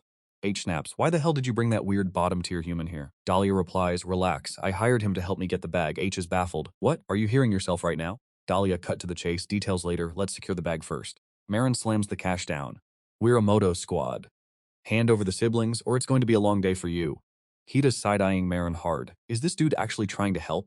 Or is he just farming favor points to hold over my head later? Keep your guard up. The greedy geezer scoffs while eyeing the loot. Rank C adventurers, with this much gold? Are you trying to scam me with some fake-ass coin? He cracks the bag open and his brain stops. How did these NPCs grind 20 gold bars in 3 days? Hita's patience is gone. Eyes on the gold. Pops. Now quit the chatter and release my siblings, or things are gonna get violent. The villain pulls the classic rules lawyer move. Contract says Emoto had to earn it. Handouts don't count. Payment denied, stay mad. Hita hits her knees in absolute rage. What kind of scummy plot hole riddled rule is that? Dahlia steps up, radiating total queen energy. Stop capping. Standard slave regulations say if the debt is paid, they're free. You really think you can scam an elf in broad daylight? The old man grits his teeth. Fine, take the paperwork and get out of here. Hita's internal monologue. Nice try. If Dahlia wasn't here, I would have been cooked by that pathetic wordplay. The shopkeeper waddles back out. Sorry for the wait, honored guests. He shoves the Fox siblings forward. Here's your merchandise. Take 'em. The siblings sprint into Hita's arms, sobbing. Big sis, you're finally here. Hita panics, scanning them for trauma. Hey, are you guys hurt? They're trembling, terrified. We were so scared. Hita pulls them into a hug. It's okay now. I'm so sorry I'm late. Maron stares at the kids and his blood boils. Dan was right. Only a complete trash-tier villain would enslave children. He clenches his fist, spotting their ribs. Skin and bones, this guy really tried to starve them to death. The geezer drops the legal docs. Here's the original paperwork. He rips the documents in half with a smug grin. Happy now? Contract's gone. Are we done here? Hita snaps, igniting the scraps with a flick of her hand. Satisfied? Are you high? We're just getting started. The old man leans back, flexing his ego. Sure, your siblings are free, but you, Emoto, you're still my property. He waves them off. Go on, squad. Your budget's empty. Get lost before I charge you for standing here. Hita whirls around. Human, don't you dare. Maron just raises a hand. Chill, I got this. Maron drops another bag of gold. I'm buying a moto too. Name your price. The whole room freezes as they turn to look at Maron. Wait, what? Hita yells. Human, I didn't ask for your charity. I just wanted my siblings back. I can handle myself. Maron, looking unfazed, yells back, would 10 gold cover it? Hita screams, stop ignoring me when I'm talking to you. The old man interrupts, completely killing the vibe. Sorry to burst your bubble, kid. He flashes a twisted villainous grin. Emoto's already listed for tonight's auction. Tough luck. He sighs, acting like he's playing 4D chess. I can't cancel a scheduled sale, obviously. That'd be bad for business. He spreads his arms like a king of nothing. She's on the list. If you want her, you'll have to outbid the whales at the auction. Dahlia. Wait, what? Hita is absolutely losing it. What is wrong with you? Since when was I part of the auction? You never mentioned this. Dahlia lashes out. Shut your trap, you garbage human. You think we're gonna believe that absolute lie? The geezer stays unbothered. A lie? It's legal rights, sweetheart. An owner can do whatever they want with their property. Read the treaty, it's in the fine print. Dahlia's aura turns lethal, you absolute piece of human filth. Maron is seething, plotting some low-tier schemes. Pathetic, but honestly, kind of a galaxy brain move. He stares at the old geezer, realizing the auction is just a front, but since Emoto is technically property, he can't stop the sale. Seriously, does this villain have nothing better to do than torture her? What a bozo. Maron steps up. Fine, I'll join the bidding. Hita looks over, dropping the classic, listen here, human. Maron stands tall, ice-cold energy. Cut the chatter and wait. I've already got a plan for Emoto. Hita's just wondering, why the hell is this guy helping me? Maron's mind is officially overclocking. The grandma watches the kids playing, dropping that sage wisdom. Listen, kid. Every child needs guidance. The little ones need a steady hand to lead them. She ruffles his hair. You're the same. Every soul deserves protection. Isn't that the whole reason this place even exists? Hita flashes back to the grandma's words. It's on her to protect them. The little fox whimpers. Hita realizes saving them is just the tutorial. The real grind is nurturing and guiding them so they don't grow up alone. Alright, let's see if this plan actually cooks. Hita side-eyes him. If you're all talk and this fails, I'm not gonna forgive you. Dahlia rolls up, unimpressed but committed. I hate this, but if Maron has a plan, I'm locked in. See you at the auction.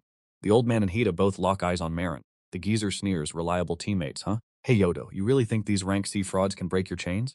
Hita clutches the fox siblings, eyes burning with pure malice. The old man forces her chin up. You really think I'm just gonna auction you off like some bargain bin item? He gives a triumphant victory lap grin. You're never escaping my grasp. You'll always crawl back to me. Hida's on her knees like, what is this old creep yapping about? What's his move? He snaps his fingers at his lackey to prep the merchant alliance. The announcer pipes up. Next, a violent criminal, human male, healthy, no defects. Maron and Dahlia are sweating. Starting bid, 4 gold. Dahlia whispers, average price for a beastman is 8 gold. Even if it hits 10, I can cover the difference with my stash. Maron drops the hard truth, don't count on it. The announcer's voice echoes, making Maron jump. As they drag Hida out, the hype starts. A borderland wolfkin, former to legit healer priest class. Hida's grip on her shackles turns white knuckle. That old creep is definitely playing dirty. I gotta warn Dan. The announcer keeps the glazes coming. Superior stats, young, feminine physique. The old man looks down from his perch, absolutely feeling himself. Finally, the main event. He gloats at Maron and Dahlia. Those rank C losers are probably broke by now, down to their last copper. He's laughing like a comic book villain. You think you can buy Emoto? The arrogance. You really think I'll let you have your way? The announcer screams, 6 gold, 30 silver. Let the bidding war begin. The auctioneer points at the old geezer. Yes, bidder 57, make your move. Dahlia whips around, looking shook. Oh no, we've been outbid. That old dude is throwing bank. Dahlia gasps, eyes wide. Wait, what? The auctioneer shouts. 20 gold right out of the gate? Is this guy for real? Hida is low-key spiraling. 20 gold? No way. That's way too much. The auctioneer keeps baiting. Any higher than 20 gold? Dahlia is malding, clutching her head. This is rigged. It was supposed to be 8, maybe 9 gold tops. Now he's demanding 10 more? Talk about a scam. The auctioneer locks eyes with Maron as he raises his hand. Yes, bidder 21, you're up. Maron, the absolute Chad, asks, what's the bidding cap? The guy replies 30 for humans, 50 for demi-humans. Maron just smirks. Maron stands up, drops his aura and declares 50 gold. Dahlia is losing it. 50 gold? I thought you only had 10. Maron deadpans, I said I'd offer 10. I never said that's all I had. He adds, I never trusted that broker anyway. The auctioneer stutters, you're bidding the full 50 gold cap for a demi-human? Some random NPC from the crowd heckles him. He doesn't look rich. Is he going to try to pay in installments? The auctioneer blocks him. Sorry, payment is due immediately. No broke behavior allowed here. Maron just starts walking up. Dahlia panics. Wait, Maron, what are you actually doing? The employee gets triggered. Hey, you can't just walk up there. Hida whispers, terrified Maron. What is he plotting? Maron dumps a sack of gold on the table. Good enough for you? The villain is straight up mogged, staring in disbelief. No way, a bottom-tier adventurer actually dropped 50 gold? How is he this stacked? Hida's eyes widen. He actually won the bid. Suddenly, the Fox siblings come sprinting out of the shadows. Big sis, Hida scoops them up, crying. You're both, it's finally over. We're actually free. Dahlia, still salty, demands. Hey, if you were this rich, why not flex earlier? Maron just shrugs. You never asked. Dahlia sighs, whatever. At least it's a W. Hida approaches Maron, looking shy. She blushes, thank you, Maron. You saved my sister and me. I don't know how I could ever pay you back. The Fox kids suddenly start sniffing around Maron. They grab onto his clothes. Meat, it smells like delicious meat. Hungry? Let's go grab a bite. Hida is left wondering. What do I do? Dahlia rolls her eyes. Girl, don't overthink it. She continues, he probably just wants us as teammates. Just be a top-tier partner and we're good. Hida nods, motivated. I'll do my best. She pauses. Wait, it smells like something fatty and delicious on you, Maron. What are you two eating? Dahlia snaps back. Wait, eating what? Then it hits her, and she screams. Hold up. Don't tell me. Dahlia sprints over, shouting, stop right there. Maron turns around, confused. Huh, what's wrong? The Fox kids are already stuffing their faces. The brother cheers. This is S tier. So good. The sister adds, I've never tasted anything this fire in my life. Dahlia loses it. What kind of random crap are you feeding the kids? Hida joins in. Wait, what is happening? Hida glances at the two foxkin and says, fried food? That's fine. The little ones have enough teeth for it and beastkin digestion is S tier anyway. She keeps the commentary going, plus they're in a growth phase. They'd literally digest anything that isn't raw steel or a high-level monster. Absolute gluttons. Hida calls out, hold up, Maron. What is this dish actually made of? Maron hits her with the deadpan Chad energy happy meat. She stares at the Fox siblings in horror. You dared to feed my precious babies that trash? Are you trying to get cooked? Hida lunges to snatch the plates away like a protective mama bear. Don't eat that. It's suspicious. The fox can just whine, but it's so good. I want seconds. Hida is having none of it. Absolutely not. The fox can reach out. Give us more, please. Give it here. Suddenly they freeze, realizing something's off. Hida eyes the remaining food, her mind racing. Internal monologue. Alright, if I eat this and collapse, the kids will be too scared to touch this stuff ever again. Genius play. She lifts a piece to her mouth, thinking, even if this monster meat kills me, I'm doing it for the kids. Absolute sacrifice. She takes a bite, waiting for the poison to hit so she can faint on cue like a drama queen. But then, Hida's eyes go wide, a major glitch in the plan. Dahlia screams from behind, hey, I'm out, why are you making that face? She asks, worried, did you get food poisoning like Maron did last time? Hida is currently lagging in real life. Wait, what? She stands there in shock, brain dead, thinking, why is this actually bussin'? The little fox tugs her sleeve, you're hogging it. Give me some. You're so mean, sis. I want a bite too. Hida stares at the plate, mind blown. The texture is so tender the flavor is popping off. Is this actually made of happy meat? This is elite tier quality. Maron asks coldly, well, is it good? Hida grabs the foxkin and bolts. Good? I'm not forgetting this humiliation, you fraud. You'll pay for this. Dahlia turns to Maron. Right, Dan, what's the catch this time? Maron hits her with the contract grind set. Until you pay back that 70 gold, I'm taking 90% of your quest rewards. Dahlia glitches, 90%? Are you crazy? She yells. You cold-blooded human. You want me to starve? Maron replies, if you're gonna die from that, then just die. He says it with that terrifyingly stoic aura. Anyway, deal's done. Now pay up the service fee. The two head into the forest. Dahlia asks, do we really have to come out to the woods at night? Dahlia leads, the village is too noisy, bad vibes for nature spirits. Maron asks, but how are you even pulling off this blessing buff? Dahlia turns back, you know this isn't a casual skill, right? Take off those thick gloves. The blessing needs skin-to-skin contact to actually buff you. Maron reaches into his bag for an item. He explains while pulling it out, forest-born elves get a nature spirit blessing at birth. The spirit's attribute literally becomes their innate talent. Maron continues, that spirit stays with them for life like a guardian NPC, and they can pass that blessing to others. He adds, but even for them it's a one-time only deal. Usually they save it for their soulmate, their kids, or a total MVP benefactor. Maron looks at the sky. Didn't know it was that valuable. You sure about giving it to me? Dahlia looks at him with total respect. Maron Glass, you're my savior. You've helped me achieve my lifelong goal of freeing my people twice now. She starts channeling her energy, whispering, answer my summon. A sudden massive gust of wind hits. Maron is taken aback by the sudden shift in the atmosphere. He reaches out, sensing the power. I can't see it, but I can feel it. This is the power of the spirit rank. Dahlia starts channeling her energy while dropping some heavy lore. Back in the day, humans kidnapped elves not just for their looks, but to strip them of their divine blessings. Most of our people chose torture over losing their pride, but after the treaty legalized their release, the suicide rate spiked to insane levels. She continues, her eyes cold. The only reason they left this world was by their own hands. Maron lets out a heavy sigh, and Dahlia stares at her own arm, muttering, elves possess a memory that's honestly cursed. Even those who returned home after the treaty couldn't cope with the trauma, eventually fading back into the world tree just to escape the nightmare. She gestures toward Maron, her voice dripping with venom. I loathe humans. The architects of that era who turned a blind eye to our suffering. If I could, I'd wipe every last one of them off the map. Dahlia suddenly tilts her head back, letting out a sharp, weary sigh. With a flick of her wrist, she releases the accumulated energy directly into Maron. System notification, the spirits have recognized the target. Wind affinity unlocked. Current innate attributes, fire sign. Maron stares at his hands, mind blown. No cap, she actually gave me a whole new element. Dahlia's tone is ice cold. Don't get it twisted, I still despise your kind. You're all greedy, bottom-tier frauds who'd sell your soul for a crumb of profit. Locking eyes with Maron, she adds, just because I gave you a blessing doesn't mean I've forgiven you for being a human. Next day at Guild Halim, Dahlia stands with her arms crossed, watching Maron. Oh, you're finally here, Hida chirps, waving her down. Hey Maron, over here. Dahlia keeps her I'm better than you aura on full blast, saying, Imoto finally found a babysitter for the little ones. Maron shrugs. Finding another beastkin was a hassle, but there's no way I'm trusting these kids to a human. Hida clenches her fist, hyped. This is my first day as a free citizen. I'm gonna crush this mission. She flashes the quest paper, and I snagged a solid one, a level 20 periodic extermination mission for Mud Doss in the Crystal Cave. Dahlia smirks, the sarcasm thick. Hunting mud blobs? Pathetic, but at least it's safer than a rank C quest, I guess. Maron reads the paper, deep in thought. Mud Doss, they basically move like slums, right? If they're monsters, do they taste like chicken? Dahlia snaps at him. Are you actually planning to eat those filth balls? Hida, feeling herself, adds, the carriage is already waiting at the gate. Let's bounce. Dahlia takes the lead. Did you at least look up the other monsters in the cave? Hida replies, obviously, I'll brief you in the carriage. As they walk, Maron thinks, after this gig, I gotta find a better place for the kids to stay. Living in an inn forever is a major L. Dahlia spots a carriage and freezes. Wait, what is this? She turns to Hida. You rented a luxury carriage? Hida looks confused. Not me. I've been a free citizen for all of 5 minutes. You think I'm loaded? Hida steps forward shouting, Oi, who the hell are you guys? A crusty voice echoes from the carriage. Ah, found you. Good thing I'm not too late. A shiver runs down Hida's spine. Wait. She glares at the old man. It's her former master. Maron steps up, his voice stone cold. The transaction is finished, old man. What are you doing here? The geezer gestures arrogantly. Well, after selling her, I realized how much I missed her. You know, human nature, we never appreciate what we have until it's gone. He drops his smirk, so I'm here to propose a new deal. He continues, leaving Maron stunned. How about we trade for that slave again? Dahlia erupts in rage. A retrade? That's the most brain-dead thing I've ever heard. You already cashed out, you absolute stain. Hida yells from behind. Hey, long ears, you're an outsider. Butt out. Imato and I go way back. Don't look at me like that. Maron strolls up with that main character aura. My 2 guards are level 80 plus. If they go feral, even I can't stop the carnage. Hida's jaw drops level 80. Are you serious right now? From the shadows, the geezer calls out, Lord Maronglass, wait up. He throws his hand out. I'll drop 100 gold. Just hand over that slave girl. Maron shuts him down instantly. No, the old fraud stands there, his brain short-circuiting.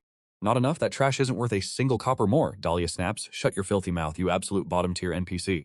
The guy tries to negotiate again. Maron doesn't even blink. Still no. The old man keeps upping the stakes. Fine, 160, Maron says, hard pass. Hida gets heated and roars. Even if you offered 100 million, Maron would never sell me, you clown. The geezer grinds his teeth. A beastkin slave? You won't sell for 200 gold? Are you actually cooked?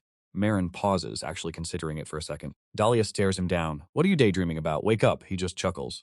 Just kidding. Maron adds, the papers were shredded days ago. She's been free this whole time. She was never a slave to begin with. He stands his ground, radiating absolute Chad energy. There's no deal to be made. If you keep bothering her, I'm stepping in as her partner. The old man yells, beggar scum playing hero. He smirks, thinking he's got it all figured out. If money won't solve it, I guess I'll have to do this the hard way. He shouts, you think I'm just gonna walk away from this beastkin plaything? Right as he talks, a wave of killing intent hits the air. If they want to be tough, he'll just resort to kidnapping. Hida launches him into the sky, getting real sick of his monologue. She screams, I ain't your slave anymore, you little brat, watch your mouth.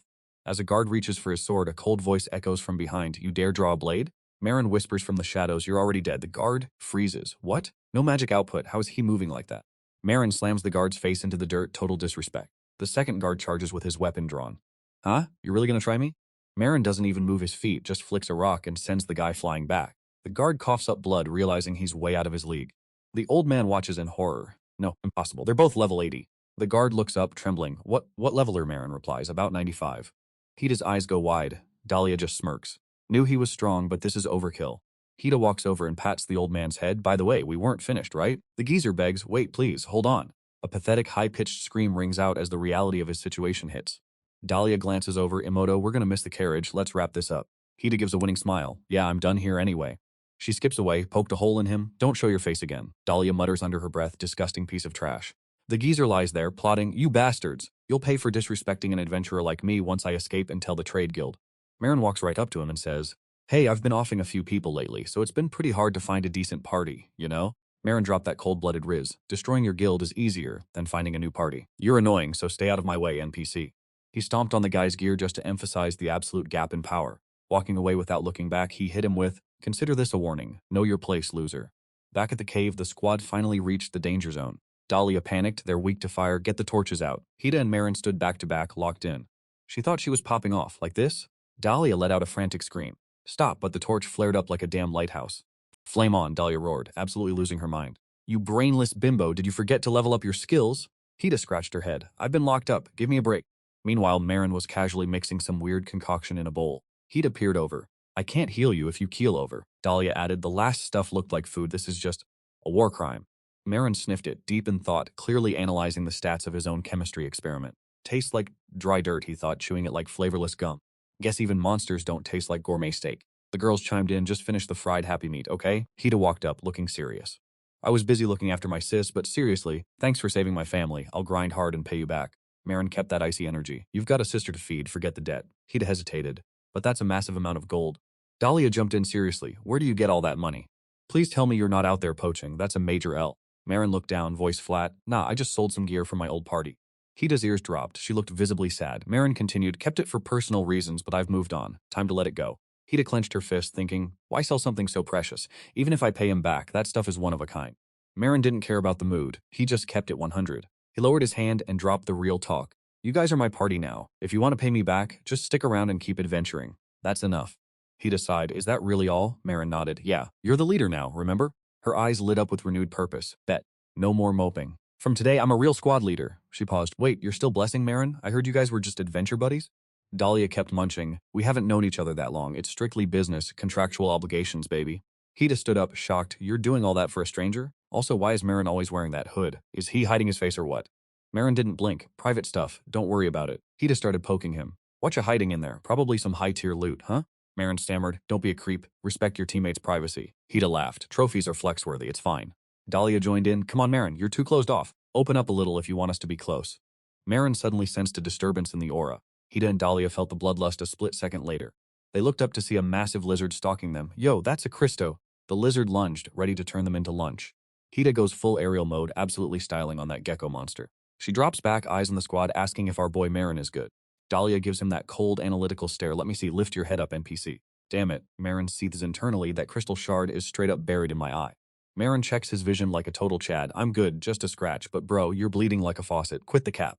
Hida slides in with that absolute mommy energy. Take the helmet off. Scar or not, we need to treat that injury before it gets infected. She's locked onto his eyes, dropping the ultimatum. If your vision is cooked, we're heading straight back to the temple. No debate.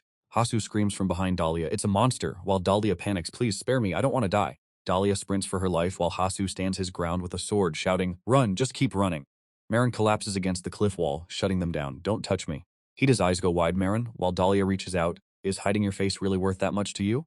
Maron hides his face in his hands, staring at the dirt. Yeah, it is. He's practically on the verge of tears. No, don't look, just stop. Dahlia reaches out with those gentle hands, trying to riz him into submission. Look, I get the social anxiety, but your eye needs pro-tier healing right now. Maron bats her hand away. I'm telling you, I'm fine. It's just a graze. My vision is 20/20. Dahlia counters. Bro, you know my level. That Christo monster was only level 30. It's literally incapable of doing any real damage to me. Maron doubles down. Seriously, I'm cracked. Let's just keep grinding. Dahlia and Hita just stand there, sighing at this stubborn protagonist. She relents. Fine, I hear you. Just don't overcook yourself, adding, tell us the second you feel mid, okay? And they both apologize for being overbearing. Maron hits back with the classic, my bad too, I shouldn't have snapped at you guys. Suddenly, a broadcast echoes from the castle. Mission accomplished, mood DOS eliminated. Great work, everyone. Maron stands up, confused. So what's the deal? Hita replies with that nervous aura. It's nothing, ignore it. She can't help but double check. Are you sure we don't need the temple's help? Dahlia pipes up. Let's hit the inn early tonight. We need to keep a close eye on your condition, Maron. Just as they're vibing, a girl bursts through the palace doors, screaming, all right, let's head to the inn. Emergency, urgent alert. Maron steps up. What, she gasps for air. She holds up a scroll. A new dungeon just popped up in the border forest between Adrama and the capital, and Maron's mind goes, a new dungeon? The Garden of Dad? Rat. Dahlia asks, a new dungeon just appeared? And Hita adds, the guilds can handle it, let's just get back to the inn. She looks stunned. Wait, what? While Hita keeps pressing, what are you talking about? You seriously don't need to catch some sleep first?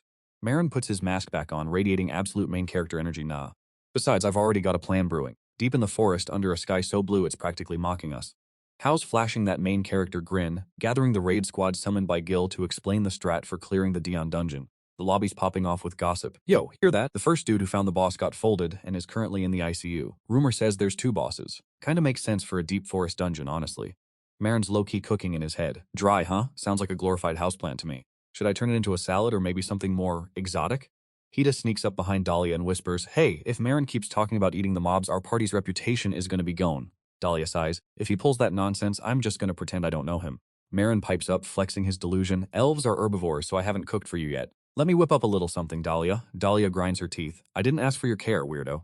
She keeps it moving. Anyway, we've confirmed there are 2 bosses this time. Some NPC stands up. Wait, the rumors were true? If that's the case, we're severely understaffed. Hao raises a hand, oozing that don't worry, I'm here energy. She puts a hand on her chest and declares the first hero has arrived. Ankaman Jerry Sarek is joining the party. This raid is about to be a total breeze. Maron's thinking, hero? Really? Dahlia claps back with that grade A sass. You don't know what a hero is? You live in the woods and you're still less cultured than me? She drops the lore. It's a general title for reserve heroes. People just drop the reserve part to show some respect. Keep up. But real ones know that presence like that, it usually brings the fear. Dahlia continues, the existence of a hero is basically a walking omen for the Demon King's uprising. You know the literal lord of all monsters? She spills the tea. When that time comes, these heroes are humanity's last hope, so the government showers them with clout, top-tier gear, and enough privileges to make anyone jealous. System notification pops up, Ancomary level 75 human class warrior, ATK 31, Def 700, STR 97, INT 15, AGI 25, LUK 104, titles Midnight War God Star Dungeon Wrecker, Reserve Hero Maze Conqueror, Tomb Raider, Isola Clearer. Maron thinks that's a lot of stat padding for one dude. He mentions he's seen a hero before. Dahlia's stunned. Wait, you've seen one? Obviously, there isn't just one guy. Out of the 5 discovered, the second one got iced and the 4th was killed by a mob. Now there's only 3 left. Talk about a grim survival rate. Suddenly, Maron's thoughts interrupted as a swarm of bees descends, sending everyone into pure panic mode.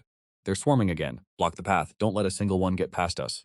Dahlia pulls back her bow, unleashing a hail of arrows into the bee cluster. Hita's just out there throwing hands, literally punching the bees out of the sky. Maron's in the mix too, blade flashing as he cuts through the swarm. A kid watching the chaos from the sideline says, they're actually pretty decent. The other guy replies, right? Our party name is Chaos, but they're holding it down. Hita's ears perk up at the compliments. She grins, feeling herself. Looks like our party's finally making a name for itself. Dahlia, stone-faced, shuts that down. Not the time for a photo shoot, focus up. She refocuses the squad. The plan, the hero and the B-rank squad solo the boss is to clear the truth mobs. Understood? System notification, flower demon info acquired. Rad level 58-8, def 332. Danny's stressing, rubbing his arm. Damn, the B-rank rep is on the line. We gotta stall until the hero wipes the other boss. Hao steps up, sword drawn, planting her feet right in front of the flower demon. She dashes forward with blinding speed, her blade engulfed in flames. Straight up anime protagonist energy. They lock eyes for a split second, and Hao whispers, let's end this little skit. She zips past the demon, a blur of motion leaving behind 1,000 lacerations. Done, she says, basking in the glory. Denny flashed a hero move. Absolutely goated. She's clapping like a true main character, absolutely glazing the MC. Solo clearing a high-level boss? Tell me you're cracked without telling me you're cracked. Hasu hits them with that smug smirk. The aura is real. She eyes the last flower demon and says, only one trash mob left to delete. She taps her radio. Why is it so loud? Do these NPCs have a hive mind or something? The other side stammers, but she's already bored. Relax, the hero has arrived. I'll finish this speedrun in a sec. Suddenly, another flower demon spawns and drops an AoE attack on the squad. Total disaster. Danny is straight up panicking. What is that? Running for his life like an NPC. Maron is silent, locked in, analyzing the mechanics. Damn, this boss has extra lives? Are you kidding me? Danny is spiraling while fighting for his life. Wait, do we have to kill both bosses at the exact same time? The realization hits. It's a dual boss mechanic, throwing away its own HP because its partner died. Dryas petals are everywhere, smelling like raw blood. Boss level 70, ATK 44, Deft 44. Dahlia screams, Maron, what the hell is this thing? Maron shuts her down. Don't touch it. The boss has entered enraged mode. Retreat, now. Hasu chokes on her pride, shouting the level 70 alert. With the party's mid-tier stats, they're literally cooked. I'll tank the aggro, get out of here. Vines are spreading everywhere. Someone cut that vine. Absolute chaos. The raid is falling apart. She glances back thinking pathetic. This is why you guys are bottom tier. Before Gil could even organize a strategy, our GigaChad MC already farmed all the lore from the local bandit guild. Boss spawn points, mechanics, the dual kill requirement. He knew it all. He only gave them half the info, but hey, not his fault they're brain dead enough to Leroy Jenkins into a boss room with zero prep. Hasu strolls toward the center, muttering, time for the hero to finish this circus. Huh? A trap? System, you have been hit by a high-grade curse. Skills and weapons disabled for 10 minutes. Is this a debuff skill? A tentacle snatches her ankle. She's spiraling. Why didn't the intel mention a curse mechanic? The flower demon yeets her into the air and starts dragging her across the dirt like trash. Hasu is panic swiping, just cut these stupid vines. It's not that hard. The flower demon is relentless, face smashing her into the dirt. She's completely powerless, absolute L energy. The party is scattering like roaches. The hero is down. Mission failed, abort, abort. Maron watches the carnage, realizing if he doesn't step in, this is a total wipe. The boss is still popping off, going completely berserk. Maron sighs, how much strength do I even need to suppress this? He draws his magic blade, thinking, keep it low-key, don't break the game. The boss charges in, jaws wide, looking absolutely feral. Maron flickers and unleashes a flurry of sword strikes. Clean. The petals on the boss start shedding like cheap armor. With one final casual slice, the boss is split down the middle. One tap. Danny is staring in disbelief. No way, he just solo killed a level 70 boss in one hit? Maron looks at his hand, confused. Oops, I didn't mean to go that hard. System title earned, Radgarden Breaker. He remembers this title. It's the same one that Hero Clown was trying to flex. Marinamoto runs up looking hyped. The injured guys are handled, but Maron, you're cracked. You absolutely cleared the whole map. Dahlia hits him with some snark. Trying you made so much noise. Maron stays stoic. Nah, wasn't even trying. A voice pipes up from behind. Yote, hold up. He starts yapping. That chaos earlier? I would have been toast if not for you. Who knew a rank C party had a total Chad like you hiding in their ranks? Were you the one who deleted that mutant hornet boss? Absolute cinema. Even the hero squad got cooked and you one-shot it's actually insane. Maron just shrugs, trying to downplay his W. But the NPCs keep whispering, is he that monster eater freak? For real? Isn't that like cannibalism? Is he actually dangerous? Emoto and Dahlia's eyes start glowing with pure unadulterated rage. Dahlia screams, you ungrateful NPCs really have the audacity to talk trash after he saved your pathetic lives? Emoto growls, you've got working legs to run away with, but your mouths are begging for a correction, aren't they? Get lost before I rip those flapping ears off your heads. Emoto mutters about bad luck and throws some salt. The crowd rushes over to Hao, simping hard. Are you okay, hero? Take my hand. Let me help you stand up. Hao is pure salt, internal monologue screaming, how the hell did he one-shot that boss? I couldn't even see his level. What kind of hack is he using? He stole my first clear that bottom tier rank C fraud. Maron Glass, don't think I'm gonna forget this humiliation. Another day begins in the chill streets of the city. A shell cracks open, smooth as butter. Maron's been grinding hard just to prep the ingredients. He lets out a satisfied sigh. Finally, the core is out. Look at that glossy finish. These nuts are as big as a fist, definitely top-tier loot. Running into a vegetable monster on the way home? Talk about a lucky drop. Let's see how this tastes. Maron speedruns the prep, break the hard outer shell, peel the inner membrane, easy dubs. He's doing this with high-level efficiency, drops the nuts into boiling water for a quick parboil. Maron mutters, don't overcook it, just a quick dip is enough. While those boil, he preps the syrup. High heat, big sugar, massive flavor. Yeah, that consistency looks goated. He's moving with pro-level pacing now. Once the nuts are boiled, he tosses them into the syrup for that premium coating. Maron is locked in, covering the pot to let the flavor marinate. The flavor deepens as it cools, so patience is a virtue. He repeats this process 3 times until it hits peak perfection. Maron beams with pride. Maron Glass's candied nuts. Mission accomplished. That glaze is blinding. I really cooked something fire this time. Each nut is perfectly sized, an absolute feast. Time for the taste test. He pops one in his mouth and enters a transcendental state of flavor. Maron's brain is literally lagging from the sensory overload. The syrup is holding that deep, rich nuttiness inside, keeping the texture chewy and elite. It tastes so bussin' it's basically high-end artisanal chocolate. Can't keep this S-tier snack all to myself. Dahlia is flustered. You're really dropping by at midnight just to feed me your monster cooking experiments?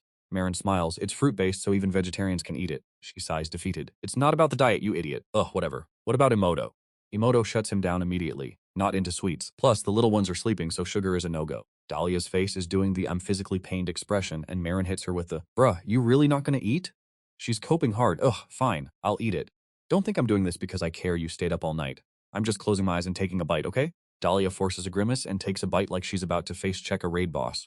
Suddenly, she freezes, her eyes dilated like she just hit a critical strike. Dahlia's internal monologue. Wait, is this a monster-tier delicacy? The sweetness, the texture? It's pure perfection. The syrup is bussin' and it's got that god-tier chewiness. Maron catches the vibe and smirks. So, is it good? Dahlia gets flustered and tries to save face. I'm just not used to sugar, you pathetic human. The flavor profile is straight up authentic. What's this dish called? Maron glass. Dahlia immediately starts with the sass. Who even names a dessert after themselves? Maron counters. Actually, it's the other way around. But hey, Dahlia, you really love your sweets, don't you? She's fully locked in now. Is there a problem? My master taught me to suppress my desires. Back home, even a sweet raspberry was a rare luxury. Maron probes further. Your master sounds like a total buzzkill. Dahlia spills the tea. Well, yeah, she's super strict. She's still on active duty as the forest patrol captain. Suddenly, Maron grabs her hand, cutting her off. Dahlia's caught off guard. Maron drops the lore. Wait, pink hair, right? Uses a water attribute spear, right? Dahlia's jaw is on the floor. Wait, what? How do you even know that? Maron doesn't hesitate. Dahlia, take me to your forest tomorrow now. A breath of fresh air in the heart of the continent. Just some casual footstep ASMR through the dense forest. Maron stops dead in his tracks under a massive canopy. The Israel forest, where he used to run missions with his bestie, a legendary mage from his old squad. She was an elf, but unlike the others, she mained a spear and honestly, her combat style lived rent-free in his head. Never in a million years did he think she'd be Dahlia's master. He's deep in thought, walking. I asked Dahlia a dozen times to confirm, but what if she doesn't even remember me? Suddenly, Maron's HP drops to 0, staring at a back profile. Rose turns around, looking like she's ready to solo the entire server. She speaks, radiating absolute mommy energy. A human wearing armor like one of my kin, but with such a scrawny build. I heard you were looking for me? State your name, human. Maron is struggling, his voice cracking like a level 1 NPC. Maron, wait, no, it's me. Scarlet, it's been way too long, hasn't it? Rose's lip curls into a look of pure disdain. Talk about a cold welcome. She lets out a sharp laugh. Damn, that's a name I haven't heard in ages. Living good lately? It's been how long now? Maron thinks. Thank the gods, she remembers me. He steps forward, trying to keep his cool. Good to see you're still looking healthy. Slash, a blade is instantly swung right at his throat. Rose goes full aggro. Let me ask you something then. What kind of fraud are you, using my past to scam me like this? Scarlet? Yeah, I had a friend by that name, but that was over 100 years ago. Humans don't live that long, you idiot. You're clearly cooked. If you're really Slot, prove it. Tell me what nickname I used to call you back in the day. Maron just stood there, caught in a suffocating silence for what felt like an eternity. Rose decided to break the ice. Are you really not considering our offer? You know, Slot? Suddenly those memories of a gentle voice and warm moments flooded his mind like a canon event. I mean, joining our party, finding a shield knight as cracked as you is basically impossible these days. Maron instantly tried to shut it down, but she kept spamming the invite. Don't say no yet, just give us a 1-month trial run, please. Karis was still glazing him, trying to seal the deal. Wait, think about it, if you join us right now. You'll get to network with all sorts of exotic demi-humans. Still not interested? Rose asked, clearly thirsty for the collab. Hold up, are you trying to sell me out? Maron asked. The party has elves, right? He gave a bitter, awkward laugh. It's not my party, but one of my besties is an elf Slot. You literally said you wanted to meet other races. Man, this mage is such a shameless fraud. Kara's introduced them. Rose, meet the legendary shield knight, Slot. Rose gave him a skeptical look. Is everyone outside of Forest just obsessed with elves? This guy seems kinda sus, but Maron still reached out to shake her hand with a gentle, nostalgic tone. Rose, it's me, Slot. Rose rolled her eyes. Slot? That sounds way too fancy and long. What a pain. From now on, I'm calling you this instead. The voice from the past snapped back to reality. Lottie? If Slot is too long, just call me Lottie for short.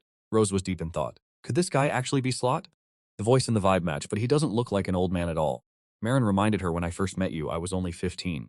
Your mage friend was the youngest recruit in the Magic Tower back then. Madeline would eat anything except my cooking. That stuff was a war crime. And you, your fan mail from mercenaries was literally stacked into mountains. Rose lowered her blade, looking a bit misty-eyed. Okay, that's enough, she muttered, though her eyes were still glued to him.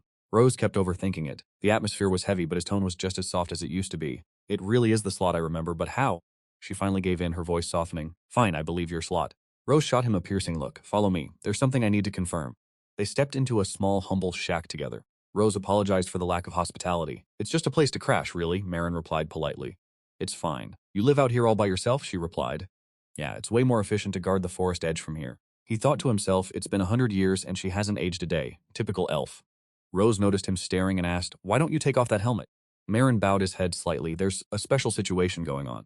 Rose grabbed his hand and asked, then can I at least see your hand? It's so weird. No signs of aging at all. I'm just drifting through time, but somehow this human managed to hit the pause button. I guess my bestie Karis is also still alive and unaging like you, right? Maron's voice cracked. No, he's dead. I'm the only one left from the group. Rose sighed. I see. It has been 100 years after all. How could those guys possibly survive? To be honest, I just assumed all of you were already in the dirt.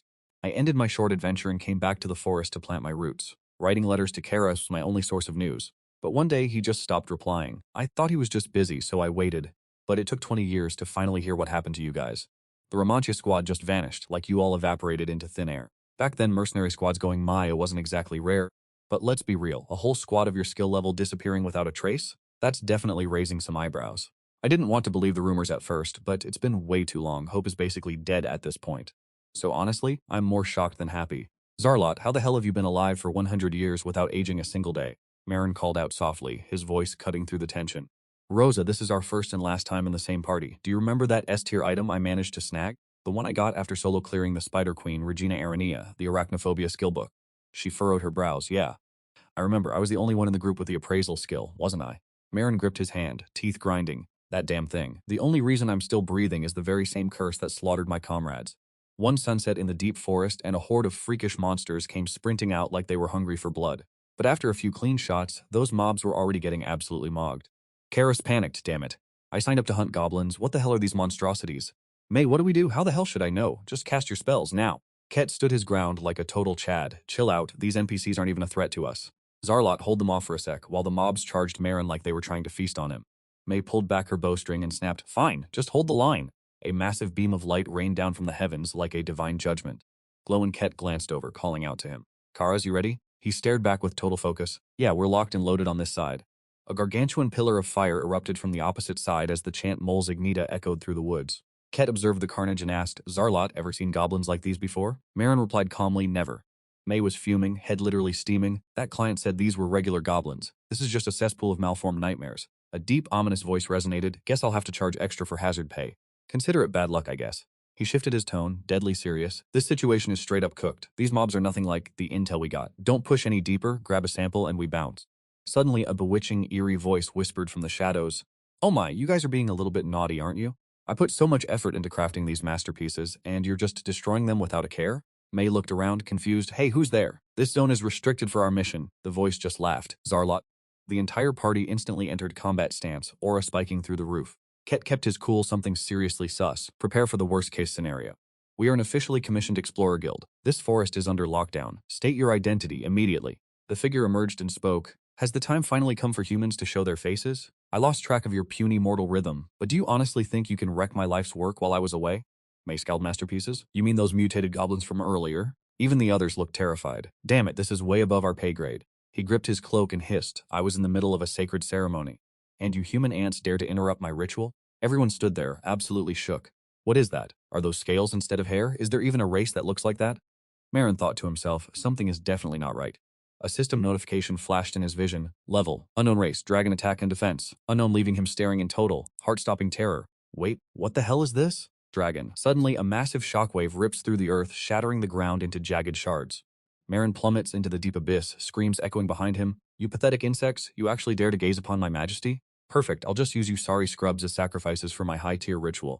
Keth tries to coordinate the squad. Stay focused. Defend Charlot at all costs. The dragon feigns a mock apology. My bad, how rude of me. Even low-tier trash like you deserve to know who's about to end your existence. I go by the title of Golden Dragon, the epitome of wisdom, the peak of all intellect. Karas is straight up panicking, but the dragon warns, don't blink, or you'll miss your own death. Who knows what I'll do next? Keth realizes, damn, even Charlot got one tapped. This thing is the real deal, we gotta bolt. Blind it with a spell first. But the dragon instantly clocks the plan and makes his move. How cute, how arrogant. Kira's fuming draws her bow and starts trash-talking. You absolute monster. But with just one flick of his finger, the dragon sends her flying. Total L. Keth is spiraling, eyes wide, senses completely nullified. Is this the true power of a dragon? Keth grits her teeth, sweating bullets. If this keeps up, the whole squad gets wiped. What do I do? She glances over. Thank God, both of them are still breathing. If I can just pull off a mass heal, everyone might actually survive this. But I need time. I have to keep his eyes on me. Keth growls. What's a dragon even doing in this forest? What do you want? The dragon smirks, his aura radiating pure menace. What do I want? Only one thing, the resurrection of the Demon King, the one who truly understands the world. As the Golden Dragon of Wisdom, I've finally grasped the ultimate truth. To cleanse this world, we must commit absolute genocide on the human race. But someone already beat me to the goal, the legend who sacrificed his own body to spite humanity. Oh, great Demon King, I'm prepping your sacred resurrection ritual as we speak. In the process, my heart has become yours. When you return, I'll be your soulmate, and you'll finally belong to me. That's right, I'm a Golden Dragon simp, and I'm proud. From now on, call me Sanvat the dragon, absolutely down but for love. Keth cusses internally. Damn it, this guy is completely unhinged. But thanks to his cringe monologue, my mass heal is almost finished. Just a little more. I'll trigger the spell and we're getting the hell out of here. The dragon steps forward, voice booming. I'm way too busy prepping for that glorious day. I don't have time to play with NPCs like you. Damien is insta-folded, followed by a frantic cry. The dragon mocks him. Damien, did you really think I couldn't see through your amateur tactics? Keth seizes the opening, diving for a sneak attack from behind. The dragon just points a razor-sharp finger downward, not even looking. Instantly, Keth is sent tumbling into the dark abyss. Long cackles like the absolute bottom-tier villain he is. You guys are literal insects. I'm gonna pull your limbs off and stitch you into something new. Maron is bleeding out but still sweating for his squad. Bro is carrying way too much responsibility, and fighting this boss head-on is basically speedrunning a suicide mission. If I pop that skill, I might just buy enough time to bail. He's clutching the grass like his life depends on it, trembling in real time. Maron's spiraling, whispering arachnophobia like a mantra. System alert, assimilation activated, then system alert, assimilation forcefully cancelled. Bro's internal hardware is glitching out. Huh? A blood-soaked arm just hits the floor. Is that his brain processing, or is he just staring at the trauma? What in the actual hell? What just happened? Why is the ground covered in nothing but skulls? Maron is standing there in his nightmare fuel form, straight up spider mode with cursed, elongated legs, absolute cursed energy. Confusion is spiking to 100. What kind of eldritch horror did he just turn into? Maron stares blankly at the massive system notification popping up in his face. Title acquired. Kinslayer, wait, did I actually just delete my entire squad? Maron goes dead silent, the weight of the L hitting him all at once. Just a random blood-drenched arm lying there, abandoned by its owner. Talk about a bad day at the office. Another box pops up, Holy Saints Ring, stats 12, blessed by the Pope, Emerald Purge Stone removes debuffs once per hour. Wait, a cleanse-on-demand item? That explains why he didn't stay stuck in his edgy spider phase.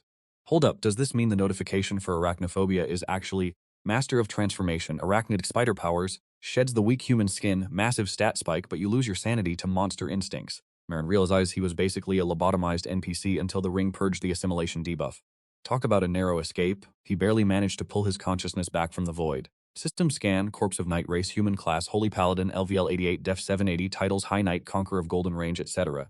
Maron is reeling. Hero, I just deleted a legend? I'm the villain of this story, aren't I? He looks around, dazed. Where did the homies go? I thought we were raiding a dragon, not hosting a funeral.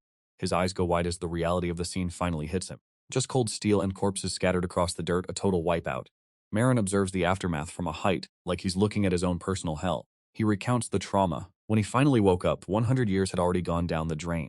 Karos and the rest of the crew, gone. He's been carrying the body count of 100 years in silence, and it's living rent-free in his head. Rose senses the vibe is off and tries to probe. You went through some heavy stuff to get here, huh?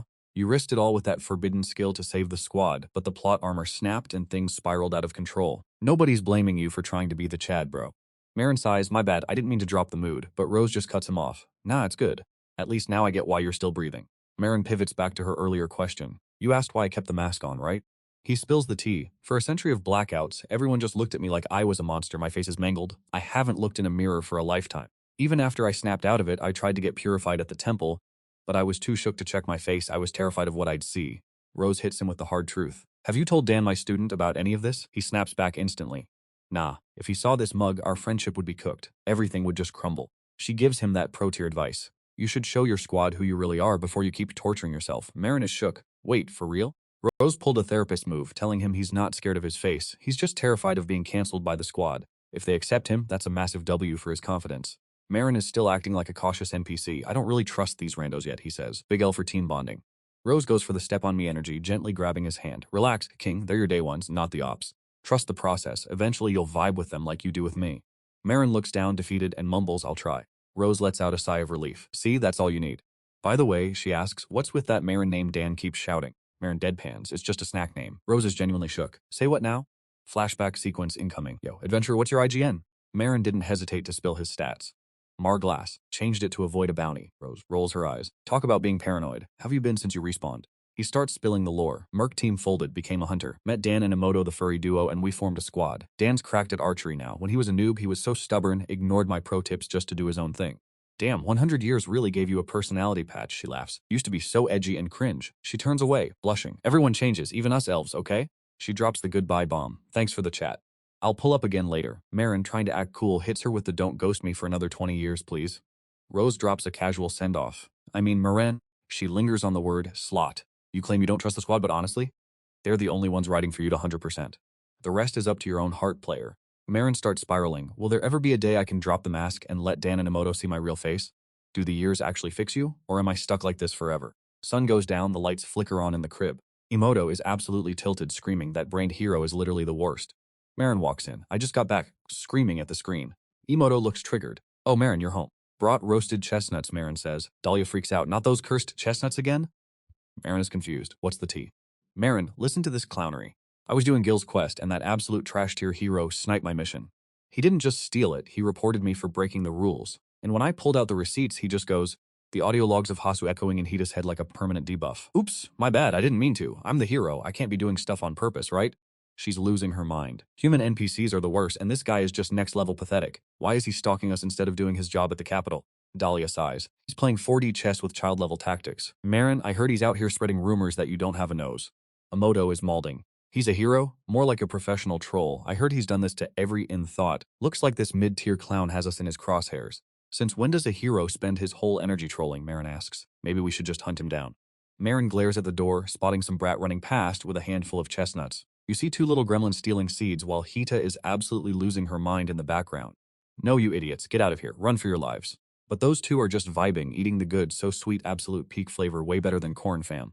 Emoto then physically drags them out. Yo, stop stuffing your faces, stubborn NPCs. No way, this slaps!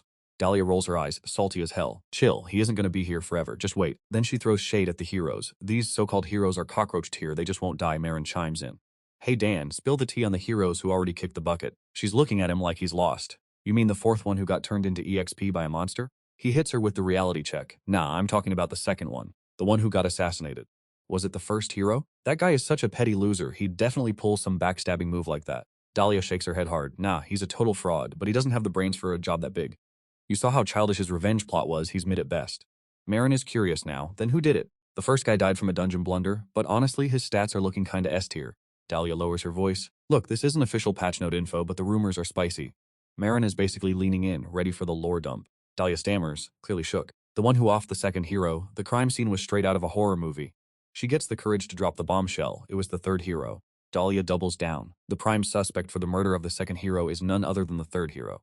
Maron is stunned, a hero killing a fellow hero? That's some villain arc energy. She explains the whole timeline. Everyone thinks it's just a conspiracy theory, but the receipts don't lie. The day the second hero died, a massive lightning bolt nuked the capital. But here's the kicker. The sky was clear as day. No clouds, no storm. That was definitely some high-level magic trolling. Plus, the third hero is a lightning elemental god, but his personality is absolute trash tier compared to his power. He's a total psychopath. If you look at him wrong, he'll turn you into a human barbecue. Everyone gives him a wide berth. He's basically the only hero that everyone is low-key terrified of. The royal court claimed the second hero died while defending the elites from an assassination attempt, but the streets know the truth. Everyone whispers that the third hero did the deed. Rumor has it, anyone who tries to report him gets deleted by him, no questions asked. Emoto screams, losing her cool. I've literally never met a hero that wasn't a total clown. If I see that first guy again, I'm snatching his weave. Dahlia tries to de-escalate. Stop, he's still a hero. If we start beef with him, the government is gonna drop a ban hammer on us. Maron is deep in his own head processing the intel. He finally speaks up. That first hero has a lot of first clear titles, huh? The system UI pops up with his profile. Anchorman, Jealous Eric TK831, Destr Knight 25, INT 15, Knight, Star of the War God, Intruder of Happy Nest, Hero in Waiting, Conqueror of Labyrinth Zat, Tomb Raider, Conqueror of Isoan. He looks confused. Does he think I snatched his precious titles or something? Emoto is shook. Wait, first clear titles? Dahlia drops the lore. Rumor is the only way to become a hero is by farming those specific first clear titles. All the previous ones had them. She's still fuming. So that insecure loser is just gatekeeping the industry? He's hoarding all the titles so no one else can rank up? Dahlia nods. Checks out, Maron. He probably thinks you stole the Rad Garden clear and is coming for your neck. He's targeting our whole squad just because you're his competition.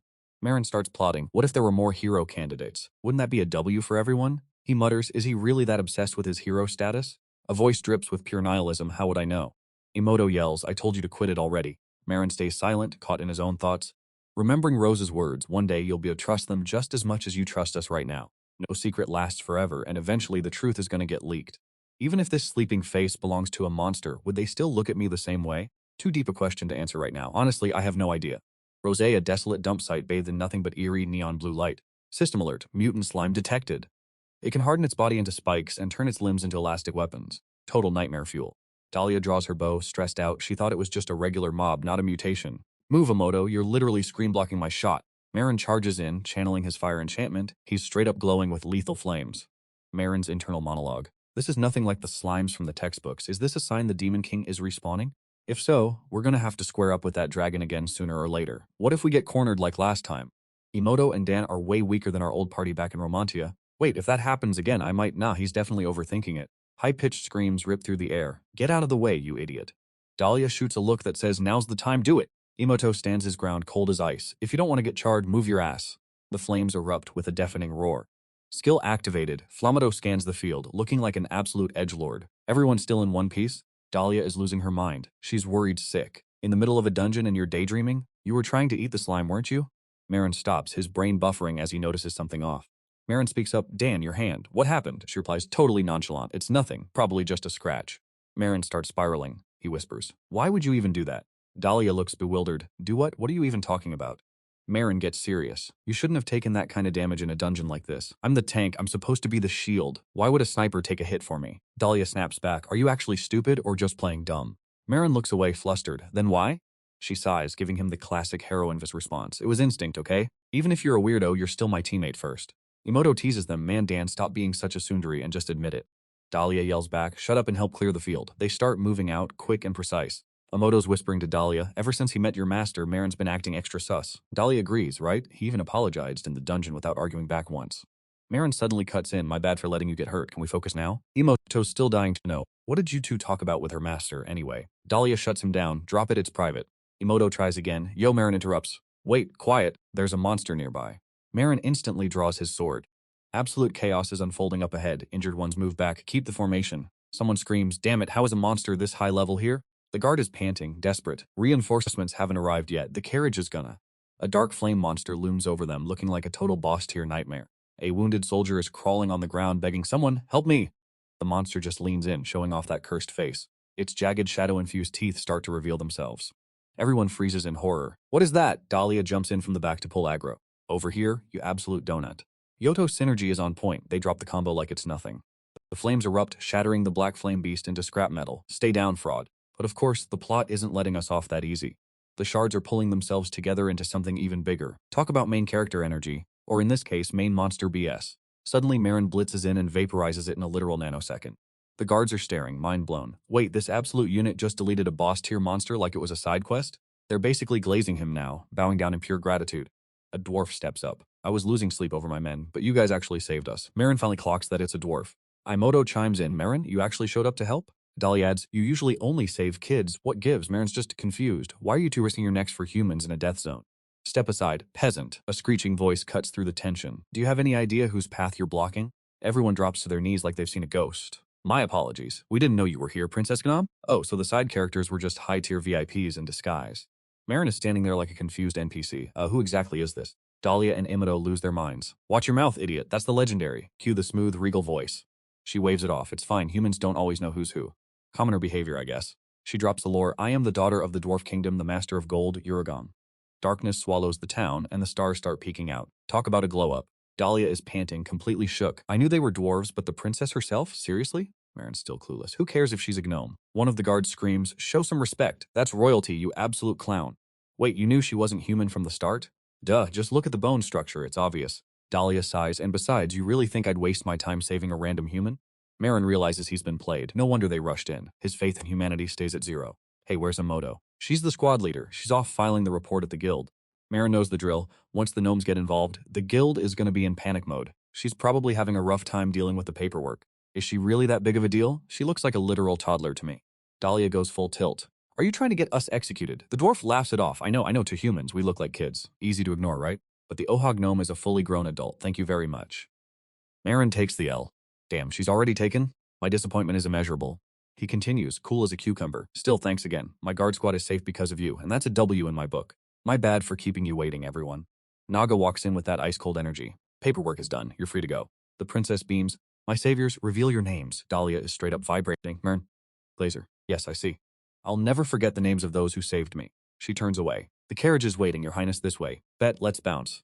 Peace out, benefactors. These little red items will look absolutely fire on you. Little, red, items. Dahlia finally pipes up, where's Emoto? Naga replies with zero chill, we already gave Princess Glom a head start to the afterlife as a courtesy, but we're still verifying some details. It's gonna take a sec. Whatever, I guess we wait for Emoto then. Yeah, night falls over the tiny mid-tier town. Dahlia is pacing like she's in a survival horror game. Emoto is taking forever. Maron drops the bombshell. You think something went down? Suddenly, his stomach lets out a roar loud enough to wake the dead. Oh, right, almost forgot. We haven't had dinner yet. Dahlia looks like she's seen a ghost. What kind of cursed monstrosity is he pulling out of his inventory this time? He casually whips out a bowl of salad. What the hell? Salad? Since when are you a health maxer? You want some? She does a 180-degree turn. Hard pass. You definitely made this out of some mutated trash mob, didn't you? Relax, it's mostly just vegetables, no monsters involved, I promise. Fine, hit me. She stabs a piece with her fork and takes a bite. She's thinking, there's no way this absolute chaotic weirdo didn't put something cursed in this. Wait, what is this? This actually slaps. The crunch is crisp and the acidity hits different, and the oil dressing, absolute chef's kiss. This is the best salad I've had since I dipped from the forest.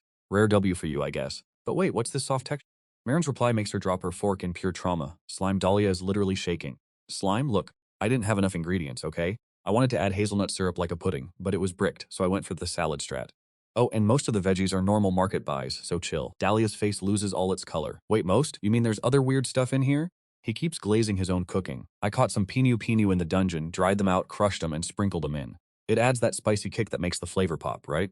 If you add too much, it gets super spicy, so it's actually a top-tier multi-purpose ingredient. She grabs him by the collar, ready to throw hands. You're making me eat monster parts again? Slime pinu? You just said it was delicious. Now you're complaining? I didn't know you were going to be a snowflake about using monster ingredients. Slimes are basically just animals, calm down. Like I've said a million times, this isn't a vegan versus meat eater thing. It's human food, bro. Emoto stumbles in, looking like she's been through the ringer. I'm dead inside. Nia, why are you two being so loud in the middle of the night? You're late. Everything okay? Reports. Paperwork. My soul has left my body. Nia, you should be thanking the stars Emoto cleared that mountain of trash. Anyway, I've got major intel. Nia, what's so serious? Listen up. I, Emoto Clitherkey, have officially promoted to a rank B adventurer. Nia, wait, what? Hazel suddenly chimes in. So you're the Chaos Squad that saved the dwarf princess? Helene Hallam, the Vice Guild Master. The kid in the middle is Emoto? She stutters, yes, that's me. Here is your rank B certificate. Try not to lose it, kid. I expect to see more legendary feats from your group. She's vibing, shouting at last. Nia, just one more rank and we're at rank A. Nia. Dahlia cuts in. Keep that ego in check, Dan. By the time you catch up, I'll probably already be rank A king. Nia, he added with that main character energy. You NPCs know how the squad ranking works? Don't start celebrating yet. Nia, spill the tea on the fleet evaluation. He drops the knowledge. In an official party, the squad rank is hard capped by the lowest level member. You might be B rank, but those two are still C tier, so the whole squad is stuck in C rank purgatory. Dahlia's curiosity peaks. So we gotta speedrun these ranks to hit B? Exactly, and once we hit B, we're shooting straight for A, Nia Maron declared. Got a question for you, he says, towering over everyone. What now? The dragon that terrorized a drama 80 years ago. You got any intel on the golden dragon? That's ancient history, kid. Before my time, so I'm clueless. But I've heard enough horror stories about that event to know a thing or two. Dahlia and Imad are locked in, hanging on his every word. D is your best bet. She's the longest-serving veteran at the guild. Follow me, absolute legend. Thank you. Meanwhile, Halim is stuck in his room, deep in thought. He's obsessed, muttering the name Maron over and over. Maron Glazer, a powerhouse like him, just pops out of thin air? And he's hunting for the golden dragon? Yeah, I need to keep a suspicious eye on this guy. Maron asks, why are you digging into the golden dragon? She smiles. I'm the one who locked the archives on that case. What do you want to know? Not the mad dragon. Where did the golden dragon go after the Adrama attack? Any leads on its location? Location? You mean you want to know if it got clapped or not? Back then, everyone assumed the adventurers took it down. Maron freezes. It got taken out already? He clenches his fist, shivering. No way, that mad dragon has been dead for decades? Then what was the point of my revenge? What have I been living for all these years? But that intel might be cap. Maron looks up. What do you mean? She continues. The records say it was defeated, but that was just based on the vibes at the time. During the hunt, a massive barrage of fire magic rained down on that dragon, but when the smoke cleared, it vanished without a trace. So, no body? Exactly, like it never existed. And since there were no more attacks, the guild just marked it as a W. Maron thinks human magic isn't melting a dragon into ash. His expression turns dark. That dragon is definitely still out there somewhere. Any place I can find more intel info? Maybe the Thieves Guild can help you dig deeper. But there's no Thieves Guild in Adrama. The closest major one is Forgotten, but they only have one branch and they don't really travel. A spark of hope flickers in Maron's eyes. Forgot Daisy explains, it's basically a sanctuary for adventurers lost in the middle of the wasteland. But since the West is basically a high-level graveyard, the guild locked it down, no entry unless you're rank B or higher. Absolute skill issue for the newbies. Thanks for the intel. If that's all, I'll be heading to the Forbidden Zone where the gatekeepers try to keep people out. If I can reach the West, I might finally track down the Mad Dragon. But first, I need to speedrun this rank B promotion. A few days later, back at the Heslem Guild Hall, the trio Dahlia, Emoto, and Maron strut in, absolutely radiating don't mess with us energy, and the room starts whispering like a bunch of NPCs. They're back again? That's the third time this week. People are coping so hard because these guys tanked the local economy by flooding the market with orc loot. How are they grinding this hard without a single rest day? Do they even sleep? Dahlia's clearly done with everyone's drama. Please check the quest items. Nia, the receptionist, goes, on it fam, give me a sec. Dahlia sighs. Maron's eating habits are more exhausting than the non-stop quests. I feel that dude literally tried to eat 10 different types of slimes yesterday and caught every debuff in the game. And he was still stuffing his face while the rest of us were out here actually struggling. Maron's just vibing thinking slime salad is still S tier, no cap. Dahlia is losing her mind because he's not even ashamed he's already eyeing the next monster on the menu. Emoto, why haven't you learned the debuff cleansing skill yet? It's literally essential, bestie. Nia chirp, thanks for the wait, everything's verified. You guys are absolute goats. Emoto pulls up the system UI like a true gamer. We're filing for the squad rank up and 2 individual promotions for the Nia party. Dahlia flexes, that was quick. Nia grins, I had the paperwork ready before you even stepped out of the dungeon. Wait, did you hear? The festival is starting soon. Nia, are you talking about the summer seasonal event? Yup, it's gonna be chaotic for 2 weeks straight. Damn, they actually put this much dev time into a yearly event? Perfect timing, I need a break from this grind. Let's actually touch grass at the festival. Dahlia agrees, bet. Weekends just aren't cutting it anymore. Maron's thinking, the Sun Festival god, has it really been that long? He's low-key depressed remembering the old days. If memory serves, I used to actually enjoy these things back when life wasn't just a giant quest log. The staffer announces, verification complete for the Nia party members. Dadahua and Mayor requirements, you're officially rank B, just one final formality left. Oh, look at that, a massive W. Suddenly, some guy walks up, acting all entitled like, oh no, did I just feel someone climbing the ladder behind me? It's Hao. He's trying to act hype, but he's clearly just triggered that he's not the only main character anymore.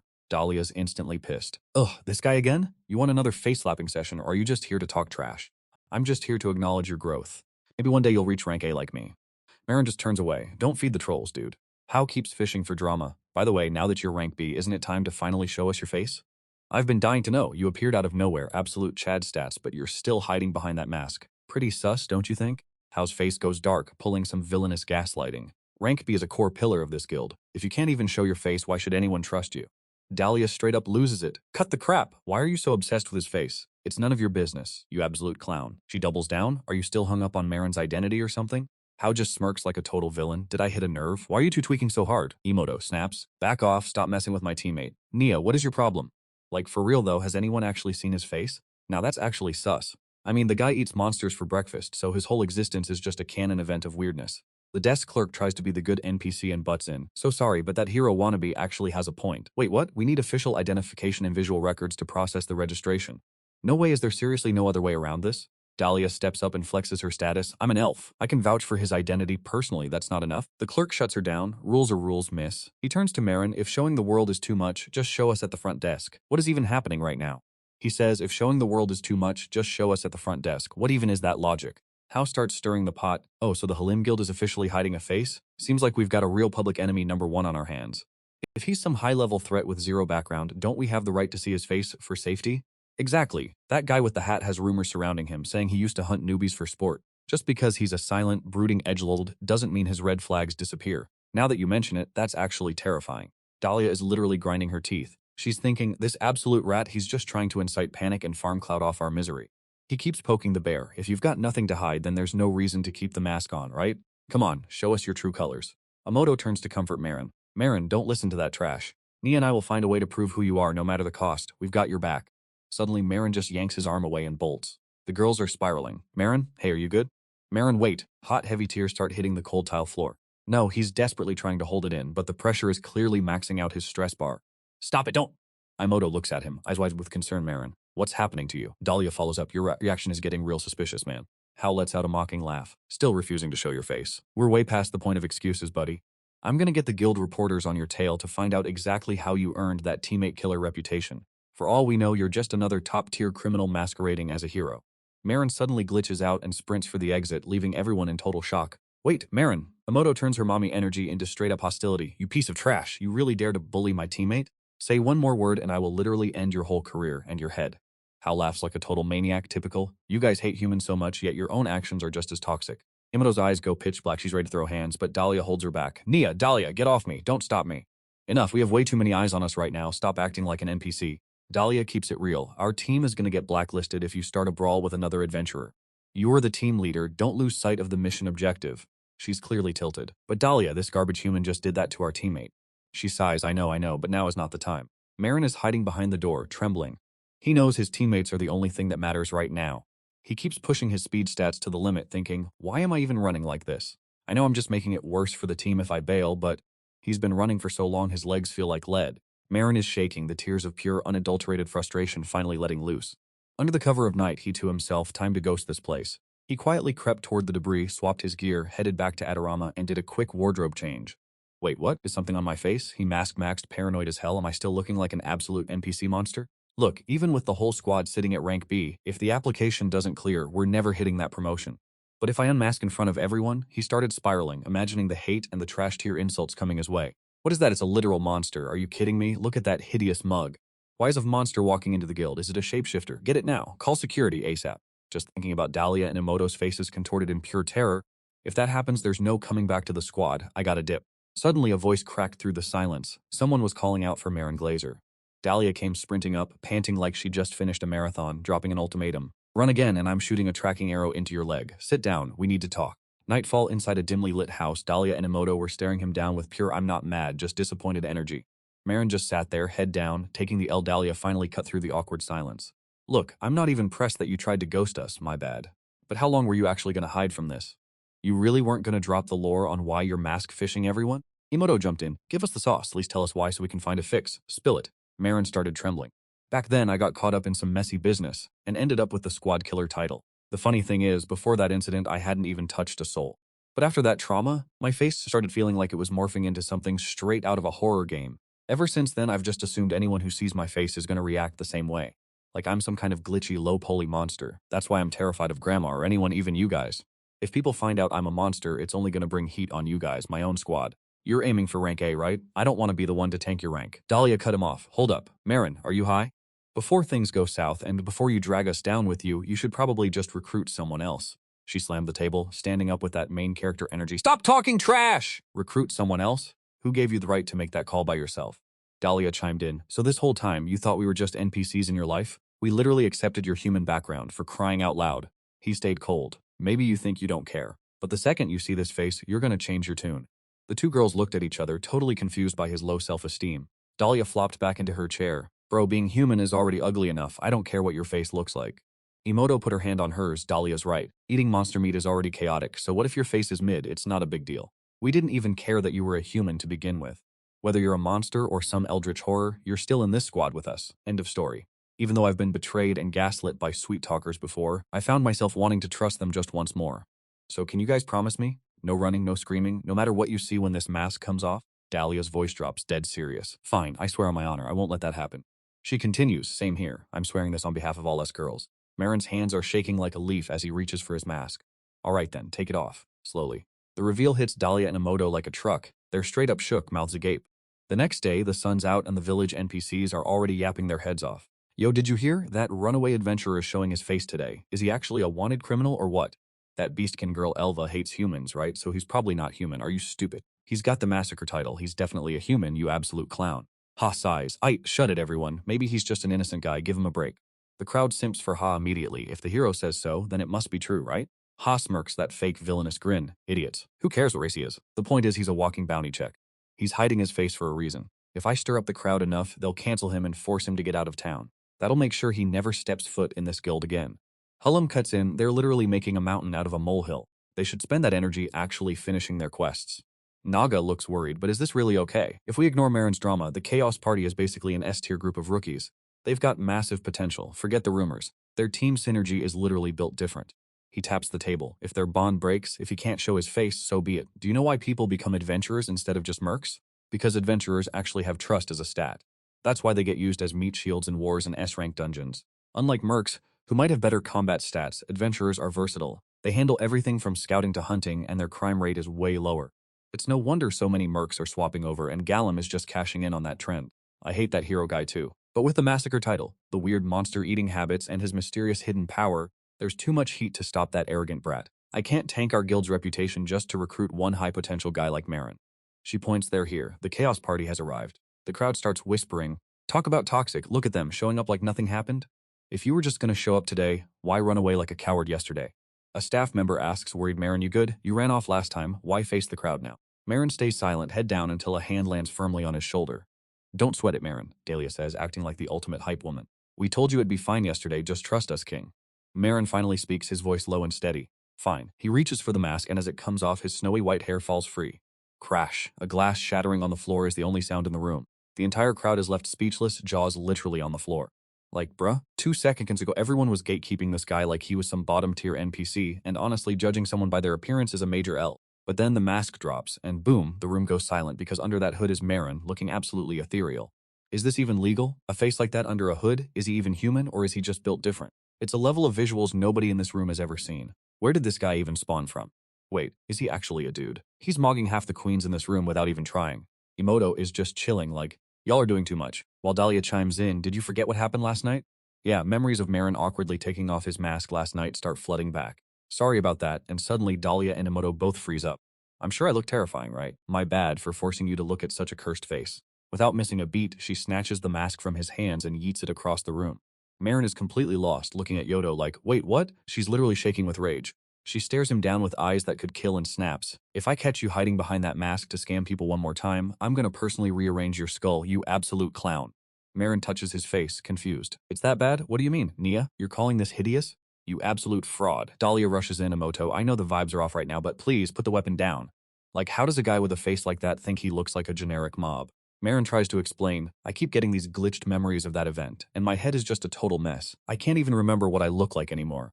Sometimes when I try to recall it, everything just buffers, and even if I look in the mirror, it's all distorted. That trauma is so cooked that I'm literally terrified of my own reflection.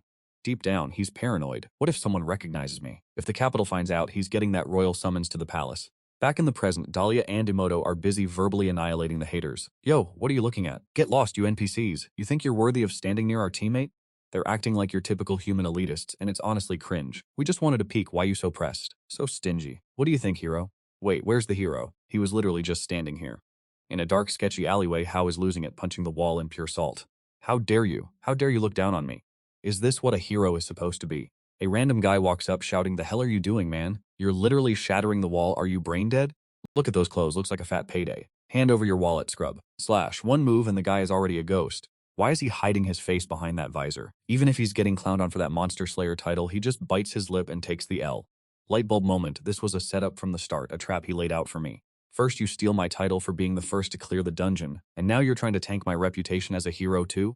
Trash, he mutters, as a guy in black robes fades out of the shadows. Hero, is the job finished? He turns around with that cold villainous grin. Let's head back to the capital, and make sure you wipe up the trash while you're at it. Oh, so this bottom tier NPC is actually swinging a sword at a hero? Cute. Whatever, just clear the trash so we can get the carriage ready. Oh, I get it now. You're trying to steal my immaculate aura and legendary status, aren't you? Classic villain move. I'm about to teach you exactly why you don't cross a hero, and trust me, you're gonna regret even existing.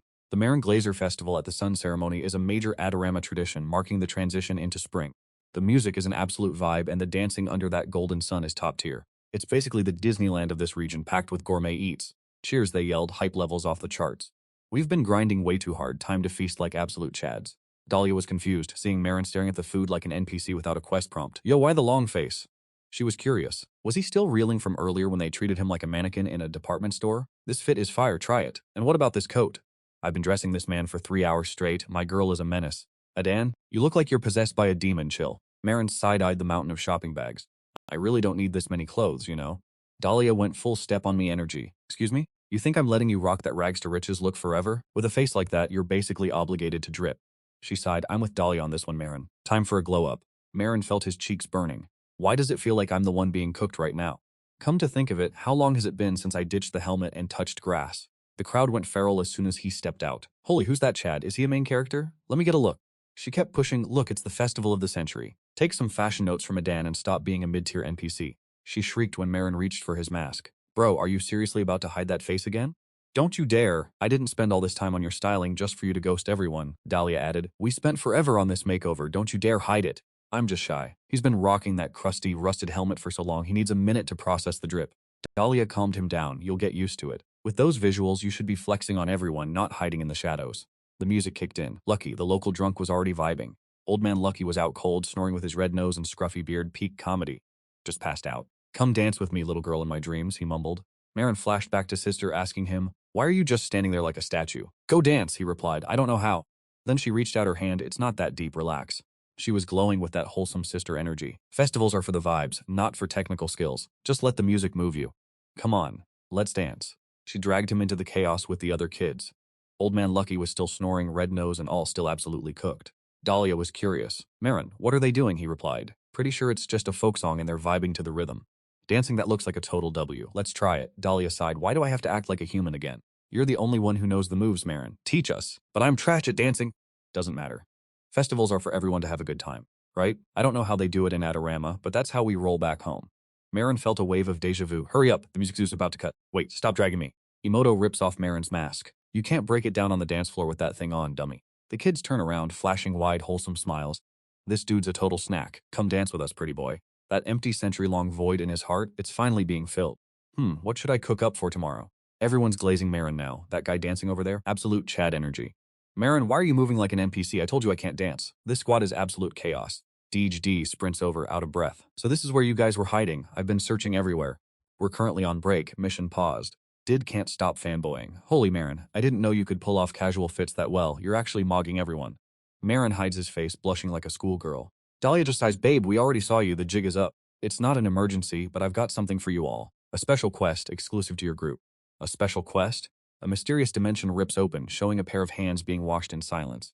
The woman sitting in the center is radiating pure step on me, queen energy. She whispers something, and the man beside her gasps, as you wish. My beautiful lady, I've found the location and even got a portrait of the target you requested. She lets out a sinister smirk. Oh my, you're actually efficient. Bring it here, let me take a look. A glowing orb is presented to her. She brushes her finger against it and Maron's face manifests in the light. Finally found you, my little prize. Exquisite. Give the informant their reward and prep my carriage and the finest gown in the treasury. I'm going there myself to find exactly where he's hiding. Northern continent, a rugged highland where mountains scrape the sky. Yet even in this barren wasteland, the NPCs manage to survive. The wooden carriage screeches to a halt. We've arrived. Please step out. The passenger steps down elegantly. Maron and his party look up, confused as hell. Wait, this is the place? Back at Take Mining Village, Emoto's pointy ears suddenly twitch. Then she and Dahlia both clutch their heads. My ears! What is this screeching metal? It's loud enough to make me go deaf. Emoto squinted at the forge, where the air was thick with soot and hotter than a midsummer server room. Honestly, 0 stars for air quality. Dahlia was confused, a mining village, but it's just blacksmiths everywhere? Seuss. The duo was already tilted from the grind, literally just finished the festival and now dragged to the northern continent for work. Can we get a break? Who the hell sends a private commission the second we hit B rank? Maron just stayed silent, eyeing the paper. A private request? That's S-tier luxury reserved for the Morgano Golden Workshop. Never heard of them. Are they so loaded they can just skip the matchmaking queue? And we're not even famous yet. Don't tell me they're about to drop some brain-dead fetch quest. The squad pulled up to the location and looked up. Per the map, we were there, but the place had more aura than the final boss's lair. Emoto started banging on the door. Yo, anyone home? We're the Chaos Party. But the forge's noise completely mogged her voice. Total silence. Not even a who goes there. Emoto's patience was already at 0. Should I kick this door down? Dahlia panicked. Don't. Who's gonna pay for the repairs if you break it? Emoto was fuming. Then how else do we get their attention? Dahlia tried to be the voice of reason. Just keep knocking. Someone's bound to open. Or we just walk in. Suddenly, spotted a small square on the side. That's literally a doorbell, fam. He pressed the blue diamond-shaped gem. Emoto stared blankly. Maron, what did you just do? He pointed at the button. There was a button. I pressed it. Common sense. Look it up. Right on cue, the door creaked open. An old dwarf stepped out looking like he'd seen it all. He sized them up. Elf, beastman, human. You're the Chaos Party, right? We've been waiting. Get in. After they walked in, the dwarf told them, wait here. She'll be out in a second. Emoto hung her head whispering, I almost wrecked the front door for nothing. Suddenly, a voice echoed back, that tech isn't fully released yet. My bad for the inconvenience. Nam walked out, face covered in grease and dust. Thanks for taking the contract, the shook. Is that actually Lady Nam? Dahlia and Emoto insta-dropped to their knees. Lady Nam, why would you summon nobodies like us? We're honored. We'll cook whatever you need. Just say the word. Nam waved her hand, laughing. I told you to chill. Sit down, let's talk. A moment later, the tea service arrived. Nam sipped her tea like a total boss. Emoto asked cautiously, Lady Nam, why call us specifically? She kept it 100. I need mats for a weapon project. While browsing the Hesalim database, I saw your name popped up for private commissions. I remembered you guys, so I made the call. Emoto and Dahlia were straight up leaking tears. She remembered us? I'm actually honored. Maron just stood there thinking, why are they acting like they just met a celebrity? He skipped the formalities. So what's the deal? Why are you in a human village instead of the dwarven homeland? Her voice dropped. I'm here to learn a critical technique. As you know, our kind spends our whole lives forging. Our gear is SSSS tier compared to these human kingdoms. But we got so obsessed with the grind, we ignored everything else. Our other tech is basically skill issue tier now. The Demon King is coming, the vibes are off, and my people back home are just making weapons all day. Meanwhile, the quality of life is garbage. That's not progress. But I found a cheat code in the human kingdom recently. A technique so cracked that even the dwarves have to respect it. Dahlia blinked, confused. What could it be? The dwarves, the peak of engineering, learning from humans? Gnome rested her chin in her hands, looking all mysterious. That's when she dropped the bombshell answer. with a face so serious it could end a world. Cooking in front of 3 dudes who were absolutely shook. Gnome continued, I was low-key stunned tasting human food. From the kitchen gear to the prep methods, you humans actually cooked something fire. Culinary arts have hit rock bottom, totally ghosted by blacksmithing. The smiths think swinging a hammer is the only Chad move, forgetting food exists, she said, clenching her fist, so I made a choice. Gnome declared with total main character energy, if I don't master these cooking techniques to satisfy my cravings, I'm never going home. If you guys are down, tell me all about your food culture too. After her mini-teed talk, she finally cooled down. Enough about my personal business. Maron bowed his head low, looking all dark and edgy. But a second later, he whipped around, his attitude doing a total 180 pure sunshine mode. Before wrapping up, Gnome gave a final order. Listen up and take notes on my requirements. Emoto replied instantly. Yes, Mom, crystal clear. Cut to the dark dungeon. Emoto yells, it's pitch black. I told you to bring a lantern. Delia snaps back, just light it up already. She raised her hand and boom, a blinding flash of light. It was bright enough to see, with golden orbs floating around her like some high-tier magic. Dahlia checked the quest item list. We need a special mineral, white with red flecks, and a thigh bone from a dungeon monster. Moto scanned the area. I don't see any rocks or monsters here. She checked the map. We gotta go deeper. It's gotta be here. Maron in his helmet was deep in thought. Wonder which monster tastes the best? Do dwarves even have food preferences? If this is about saving the dying dwarven food culture, they probably aren't as picky as humans, right? As long as it looks aesthetic, it's a W. The duo side-eyed him, whispering, Maron is literally just thinking about shoving monster meat into their mouths. If he feeds that to the gnome lady, our heads are rolling for sure. They both had the same thought. Stop this man from bringing monster-save meat back at all costs. Emoto told herself, first, get his head out of the gutter. Suddenly she pointed and shouted, look, a mineral over there. Dahlia inspected it closely. Wrong color. Not the one we need. Looks like we're on a wild goose chase. Emoto suggested, let's go deeper into the belly of the beast. Suddenly, Dahlia's ears perked up. Wait, did you hear that? Emoto went full tension mode. Something's coming our way. Where? Suddenly, a chunk of the ceiling caved in on her. Dahlia screamed, Emoto! A moment later, as the dust settled, she rushed to help Emoto up. You good? She stammered. I'm fine, but look over there. Dahlia turned her gaze and nearly had a heart attack. Right in front of them was a beefy-looking monster, a catoblepas. A level 40 catoblepas appeared, looking absolutely feral. It let out a roar that shook the screen and charged straight at them. Maron calmly analyzed the situation. It's low level, so most adventurers get too cocky and get clapped. But the real threat is that cursed eye on its head. Catch a look from that single eye, and you're turning into a statue instantly. No cap. Dahlia hid behind a rock and yelled, Ready? Maron, follow the plan. You distract it. We'll dive in. He immediately closed his eyes and dashed forward. Catoblepas is an easy W if we disable that eye. Just shatter it, and we're safe. Suddenly, a razor-sharp horn lunged straight for Maron's chest like a homing missile. He got absolutely folded by a Kotobo pass headbutt. Emoto and Dahlia screamed in panic. Maron, are you still in the lobby, or did you get sent to the Shadow Realm? Maron didn't even flinch, grabbing one of its massive horns with a death grip, digging his heels into the dirt, his entire body vibrating as he stalled the beast's raw stats.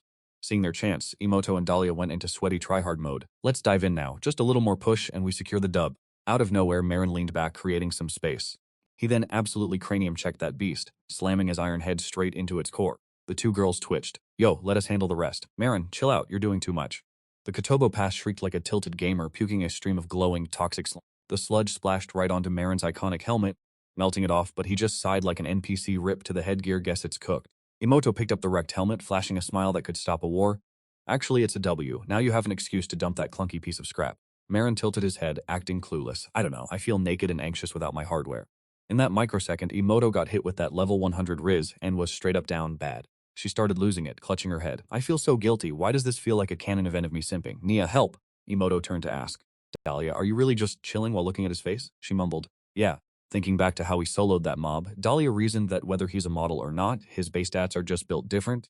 Though having a face like that is a bit unfair to the rest of the player base. Emoto nodded in agreement, eyeing Maron and thinking, who would have guessed that Mr. Pretty Boy was actually a monster-munching menace? Meanwhile, Maron was already dissecting the loot. I'll prep a portion for the grind and store the rest. That charge was cracked. The hind legs definitely have top-tier marbling. Faster than a speedrunner, he turned that absolute unit into a pile of raw inventory items. Dahlia and Emoto were still in shock. Bro, why are you shoving literal nightmares into your mouth? It smells like a toxicity debuff. You're actually gonna eat that? Maron poured some liquid over the slab. Kotobo Pass blood is basically a poison cloud, so I'm drizzling this antidote to purge the toxins. He sliced it into bite-sized snacks. The raw Kotobo meat looked sketchy as hell. He inspected a slice. It's softer than I thought. I was expecting it to be dry and rubbery like Happy Meat. Dahlia tried to step in. Maron, did you forget the poison risk? Maron just kept his cool. I told you, it's soaked in the antidote. Emoto looked disgusted. I don't care about the science. That is not food. Maron ignored the haters, tossing a piece in his mouth. Who knows, maybe it tastes like a literal fruit salad. The moment it hit his tongue, his face did a 180. Maron was fully locked into the flavor profile. It's got the profile of beef, but the texture is basically sashimi. The marbling is insane. It's literally like fresh caught salmon. Absolute gourmet. You'd never think a new snack could hit this hard. Literally melted on the tongue. No chewing required. Just pure, soft heaven. If the meat is this top tier, I bet it would make a legendary steak too. Imoto catches a look at his expression and starts to lose it. Damn, that face is dangerous, looking like a whole snack, but Dahlia immediately steps in. Don't get baited, Imoto. Don't fall for that NPC charm. She's watching him look so satisfied, and honestly, with a face like that, everything he eats looks like a Michelin-star meal. Dahlia shivers, realizing how OP the good looks buff actually is. Maron goes in for more, planning to roast the rest. Who knew a monster could taste like fish? This is some weird gourmet stuff. Suddenly, he turns pale, blood starts dripping from his mouth, and system notification. You have been poisoned. Imoto rushes over as he hits the deck. I knew it. She starts casting cleanse while flaming him. You absolute liability. Do you not know how to read a menu? Maron's body starts shaking. The poison is so cracked that standard heals aren't doing a single thing. Suddenly, he looks up and sees the system UI flickering in front of him. The text reads, new passive skill, pain resistance. Reduces sensitivity to pain and boosts endurance. Chance to negate pain-related debuffs and prevent fainting from agony. Once the debuff clears, Maron flexes. Thank just unlocked this skill. Imoto's eyes go wide. Pain resistance? Dahlia sighs, giving up on life. That's already in the guild database. Everyone has it. All you have to do is trigger self-harm enough times to actually hurt yourself. He's stunned. So eating these weird monsters counts as self-harm? Imoto clenches her fist, finally snapping. Do you even know who had to learn cleanse magic just to keep you alive? Dahlia cuts the tension. Whatever. If you're alive, get up. We've got ore to farm. The trio heads back to the workshop. We're back. Back so soon? Just drop the loot over there. The dwarf is still manning the fort. Gnome is busy with high-level stuff. Sit tight and wait a bit. Imoto lounges, crossing her legs. Mission done, but this forge is mid-tier boring. Bored out of her mind, she suddenly catches a scent. Wait, we haven't eaten yet. She spots the golden crispy fried chicken on the table and their jaws literally hit the floor. Is that crispy fried chicken? Dahlia goes full drill sergeant. Are you insane? You brought this cursed food into Lady Gnome's workshop? Maron stays chill. Like I said, we're hungry. We didn't eat. Imoto is starving, so she starts glazing the chicken. Gnome said she'd be a while. If she doesn't notice, we're good. Hurry up and eat before we get caught. As he holds up a piece, she's literally drooling, so Maron slides the plate over. Want a bite? She's down bad but tries to play it cool. If you're gonna beg, I guess I'll take a piece. One bite and Imoto is ascending. The crunch, the spices, the tender juice. This is peak flavor. Dahlia is fuming. Imoto, you tricked her. I was forced to. We have to finish it before she gets back. Speak of the devil, Gnome appears. What are you trying to finish before I get back? She spots the chicken. Did you guys starve while I was gone? What is that? The two of them start stuttering. Nothing at all, milady. She's obviously not buying it. Did you cook this yourselves? Mode deflects hard. No way. Why would I eat something so suspicious? Gnome isn't letting it go, holding out her hand. I'm even more curious now. Give me a piece. Imoto and Dahlia are frozen in sheer terror. She says with total hype, is this human culinary culture? I can't wait to try it. Imoto and Dahlia are begging for their lives. Lady Gnome, you can't eat that trash. Please. I'm begging you, retract the order. Your noble palate shouldn't be exposed to such peasant food. Her aura shifts, the room turns cold. Oh, children of the sun, the world tree, do you think you can stand in the way of my desires? The duo trembles. They're absolutely cooked. No, we would never dare disobey you, milady. Ignoring every single warning, the gnome boldly shoved that shit right into her mouth. The second she took a bite, her eyes went wide enough to touch the moon. She started glazing the meal like her life depended on it. Crispy on the outside, juicy on the inside, with flavor that absolutely mogged that fancy-ass dinner she had with the count. Maron was low-key shook, like, this highborn princess has tasted every delicacy in the realm and she's out here simping for monster meat? The gnome demanded to know, I've dined with the elite, so what is this? Is it goosewing or maybe suckling pig? She was thirsty for the sauce, but Imoto was sweating bullets. The gnome snapped, spill it. Where the hell did you get something this good? Finally, she had to cough it up. It's happy meat. The gnome tilted her head. Happy? Is that some designer bird the humans are farming? Imoto trembled. Nah, it's from the happy monster, you know, the one with the human face. The room went dead silent, absolute crickets. Hearing happy meat, her guards immediately went full NPC mode and tried to rush them. Lady Gnome, you were too kind to these peasants. They barked, you fed you this cursed, disgusting garbage? That's a death sentence. Medics, get over here. She's probably poisoned. Maron just waved his hand like a true Chad. Chill, I detoxed it while cooking. It's totally safe. The guards were pressed. You the one who cooked this trash? We're dragging you to the capital for execution. But the gnome put a hand up. Stop. I'm fine. Lower your weapons. She added, they warned me, but I ate it anyway. That's on me, so I'm pardoning them. But wait, it's made from a happy... That's wild. Even as knowing what it is, this flavor is S tier. She leaned in. Does every monster taste this good if you cook it right? Maron kept it 100. Nah, some of them are definitely do not eat material. She rested her chin on her hand, calculating the potential. If she could make monster meat better than farm-raised livestock, that's a total game changer. She ordered a full study on edible monsters and detox methods. Then it hit her, oh right, I heard your gear broke while doing my quest. He nodded. She smirked. Since you crushed the quest and blessed me with a 5-star meal, I'm gonna forge your new gear personally. Imoto and Dahlia looked like they'd seen a ghost. The legendary gnome crafting for them? That's major W energy. But there was a catch. From now on, you two are gonna be my private tutors on monster cuisine. They both looked at Maron with eyes screaming, "Bro, we are so cooked." He just stayed calm as you wish, Lady Gnome. Cut to the base, DJ dropped the news, quest cleared. Congrats on finishing the mission, losers. Emoto and Dahlia were losing their minds. Lady Gnome personally crafting their loot? Is this a canon event? In 116 years of adventuring, they'd never seen such a massive flex. She turned around to see Maron, who was casually dripping neon green liquid onto a slab of meat. As he worked, he muttered about the gnome's interest in monster cooking. Dahlia almost choked, shouting, "Don't bring that toxic-looking stout in public, you weirdo." Maron just shrugged. "I need to check the detox ratio ASAP." Suddenly, DJ remembered something. "Yo, Maron, got an update on your previous request. There are only a few quests left in the Western continent. Still want in?" He was confused. "Wait, didn't you say the West is a forbidden zone? Can a rank B party really just walk in there?" She winked. She explained that the gnome was so hyped about his performance, she actually wrote them a letter of recommendation. Their reputation is officially skyrocketing. Finally, we can stop stalling and start hunting that psycho dragon. Maron double-checks the logistics, asking if we really need to pull the trigger on this now, but the guild receptionist just smirks. "First come, first serve, baby, and time is money." He glances at the squad, Emoto and Dahlia, but wait, he hasn't heard their take on the situation yet. "Daria, Emoto, what's the vibe? The dragon I'm chasing? Word on the street is there's a guild out west holding the intel." He lays it all out, ready to head west if they're down, but he gets cut off mid-sentence. "Why are you even asking?" Turns out the girls aren't stressing at all. He's overthinking it like a true NPC. This is tied to his main questline, and besides, high-tier quests mean that delicious EXP for the grind. Emoto shouts the decision. Westward bound it is. Maron lets out a sigh of relief. "Thanks, you two." The guild clerk whips out the ledger to sign them up for the chaos party, but Dahlia suddenly pokes him. "Yo, look over there," as the crowd starts bunching up. What's the commotion? The guild gate is getting loud as hell. Someone peers through the window. The street below is clogged with a literal convoy of carriages. Everyone's buzzing. Who the hell is this? Royalty? A lady steps out of the carriage like she's gracing us with her presence, finally arrived. "Benita Jedimado, prepare yourself." The crowd is losing their minds. Isn't that the Countess of the Dio estate? She's top 5 richest in the entire continent. What is she doing in a dump like this? Naga rushes over, bowing low like a commoner. "Your ladyship, to what do we owe this unexpected visit? Give the word, and we'll roll out the red carpet immediately." Benita just hits him with that icy death stare. "Move, you commoner trash, I'm not here for you." As she marches in, Maron's squad is whispering, is that noble heading straight for us? What could a highborn want with losers like us?" And boom, she stops dead in her tracks, right in front of him. Benita doesn't even bother with pleasantries, just scoping him out. "Damn, seeing you in person, you're worth way more than the rumors suggested." She runs a hand through his hair, looking at him with eyes like sparkling jewels. That pure silver-haired aesthetic is straight-up main character energy. You really are the definition of divine beauty, aren't you? Maron's just thinking, man, this trope is getting old.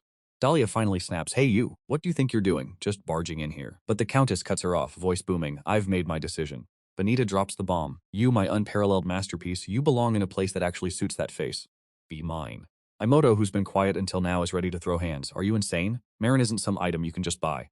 Suddenly, a wall of guards spawns in to block them. They're absolutely tilted but can't do a thing. Benita just chuckles, looking down on them.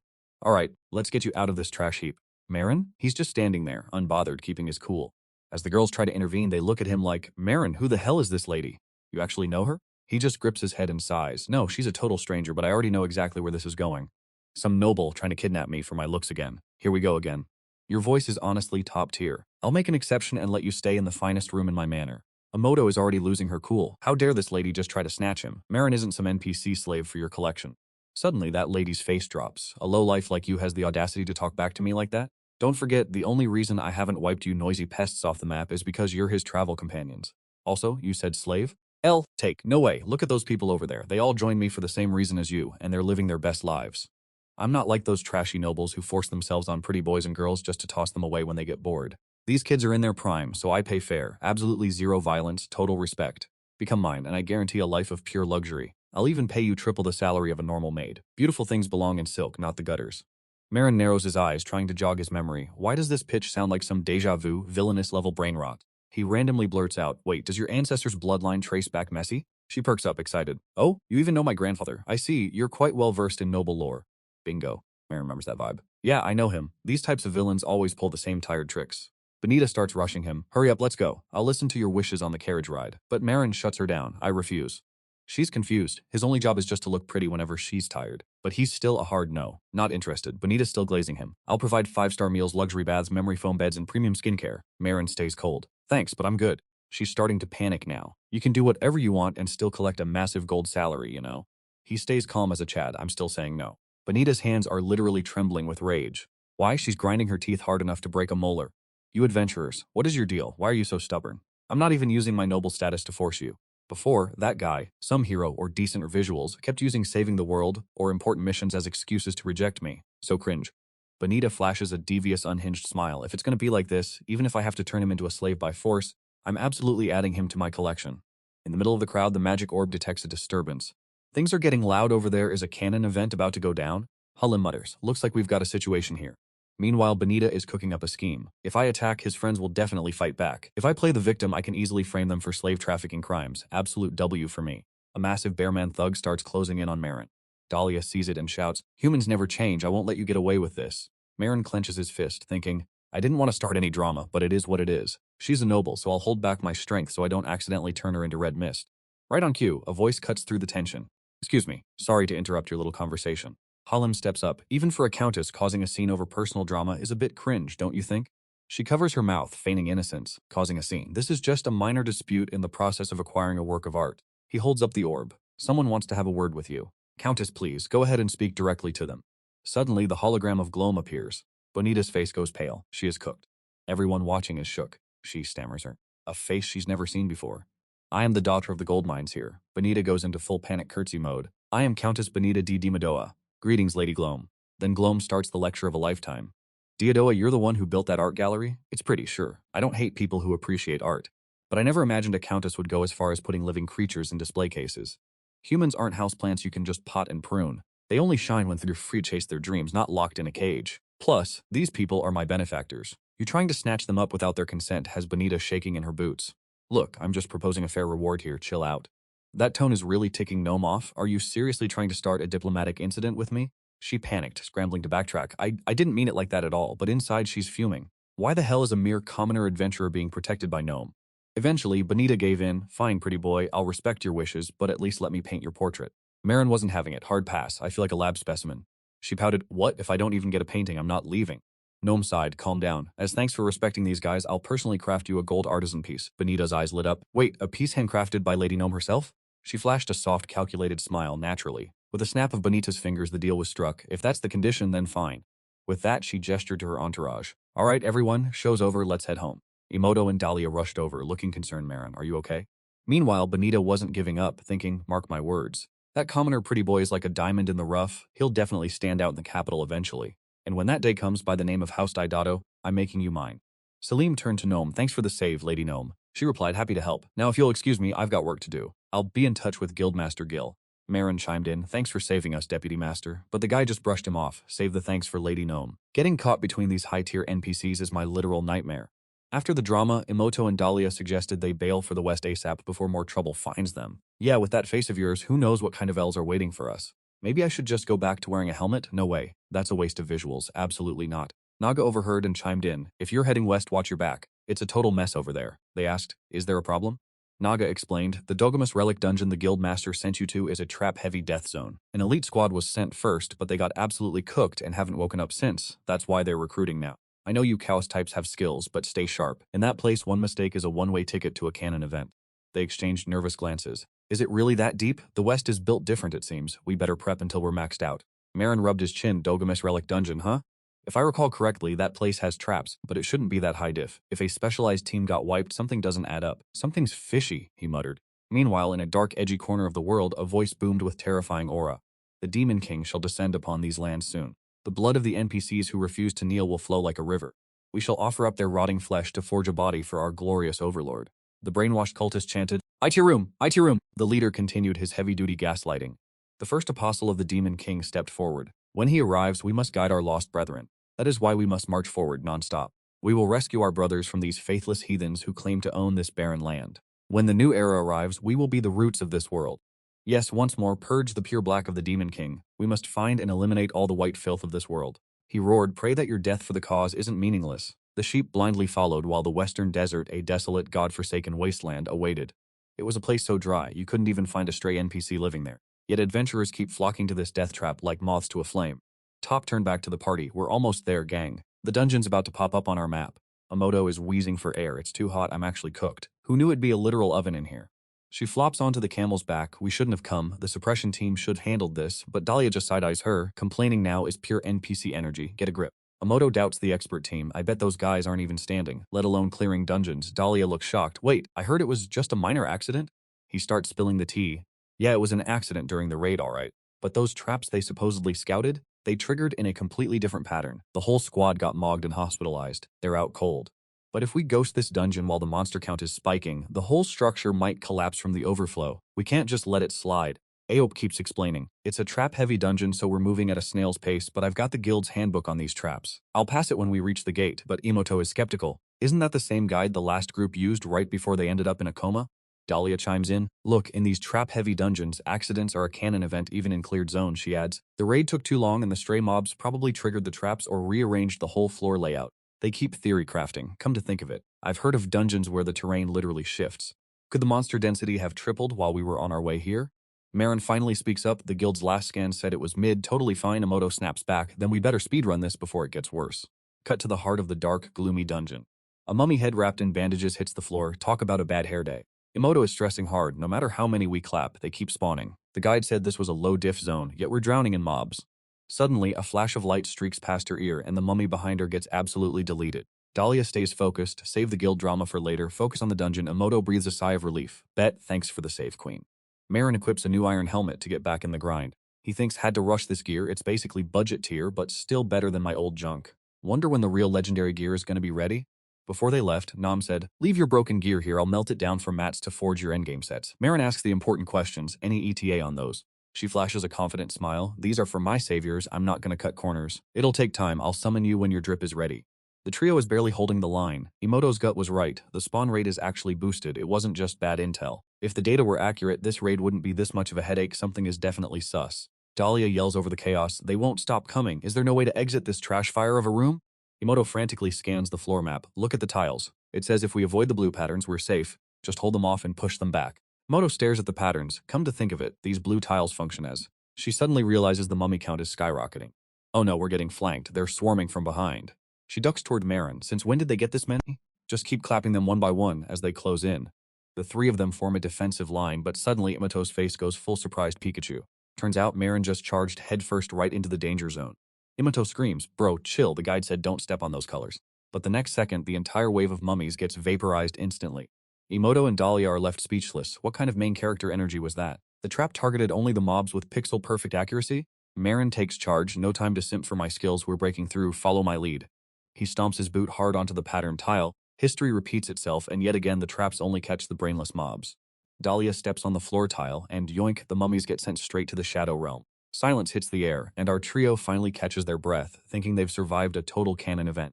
Dahlia's suspicious as hell. Hold up, Maron. How are you speedrunning these traps? You're moving like you've got a literal cheat sheet. Emoto is also on his case. Did you leak the floor plan before we got here? No way the guild database has this info, you fraud. But Maron drops a lore bomb that hits different. This place was cleared 100 years ago. Bestie, they're shook. 100 years? He strokes his chin, totally unbothered. Why would a cleared dungeon still be active? Make it make sense. Emoto is straight up confused.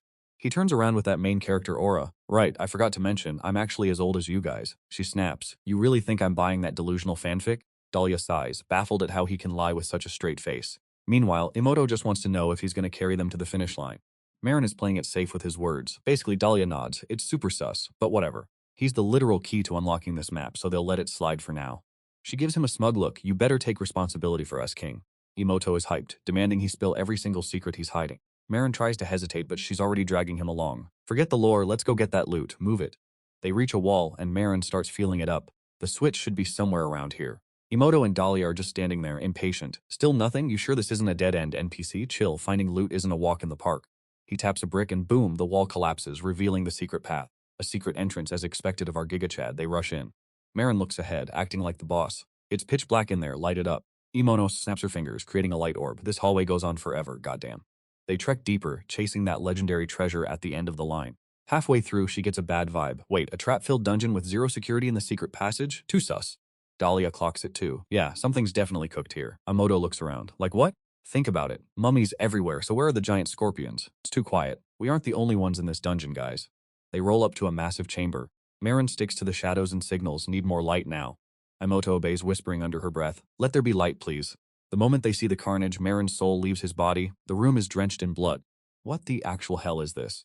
They stand there, traumatized, trying to process the absolute horror show in front of them. Dahlia's disgusted, side-eyeing the ritual altar. Is this some cultist vibe? I didn't sign up for a horror movie, Maron. What kind of messed up secret entrance did you drag us into?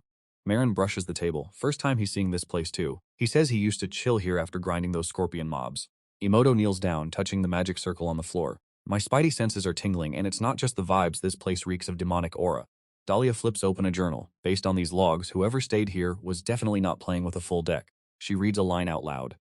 The Maron does a double take. The Demon King? For real? He's spiraling now. No way. Did that psycho dragon lady pull this off? She's been hiding in this hole for 100 years just to do this? Dahlia, let me see that, Maron demands. She hands it over. Yep, it's all right here. Suddenly, a guy in a red cloak pops out of the shadows. Who goes there? Who let you NPCs in here? They freeze instantly.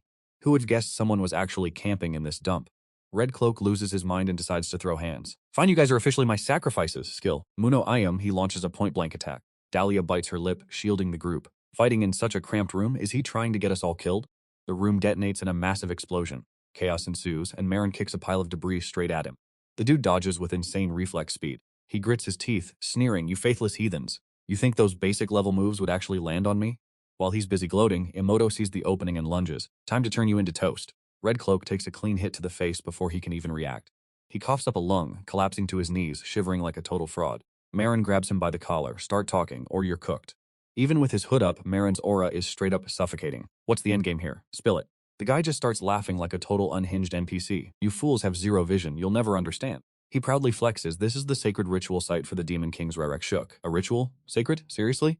The guy keeps rambling. One of the Demon King's lieutenants told me I need high-tier sacrifices for the revival. You're not stopping this master plan, losers. Maron tightens his grip on the guy's collar.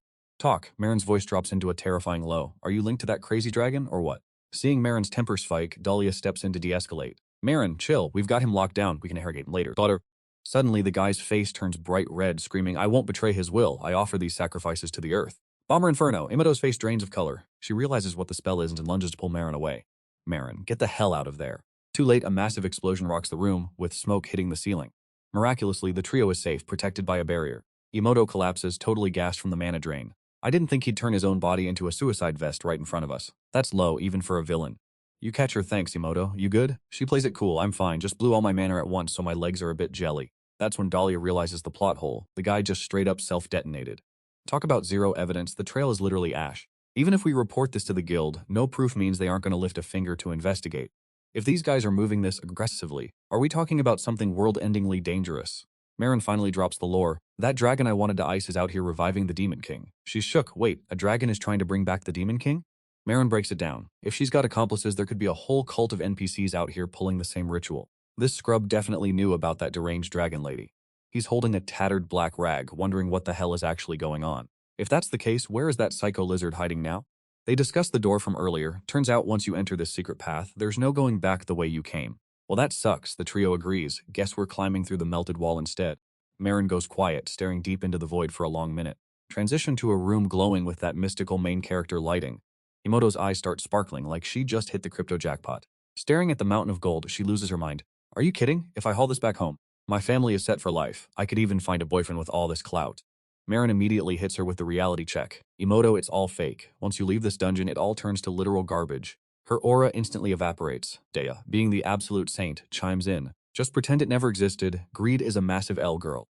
He scans the room. The items on the altar are legit, so he starts hunting for the real loot. Maron spots something from a distance, but the other two are just staring at empty space.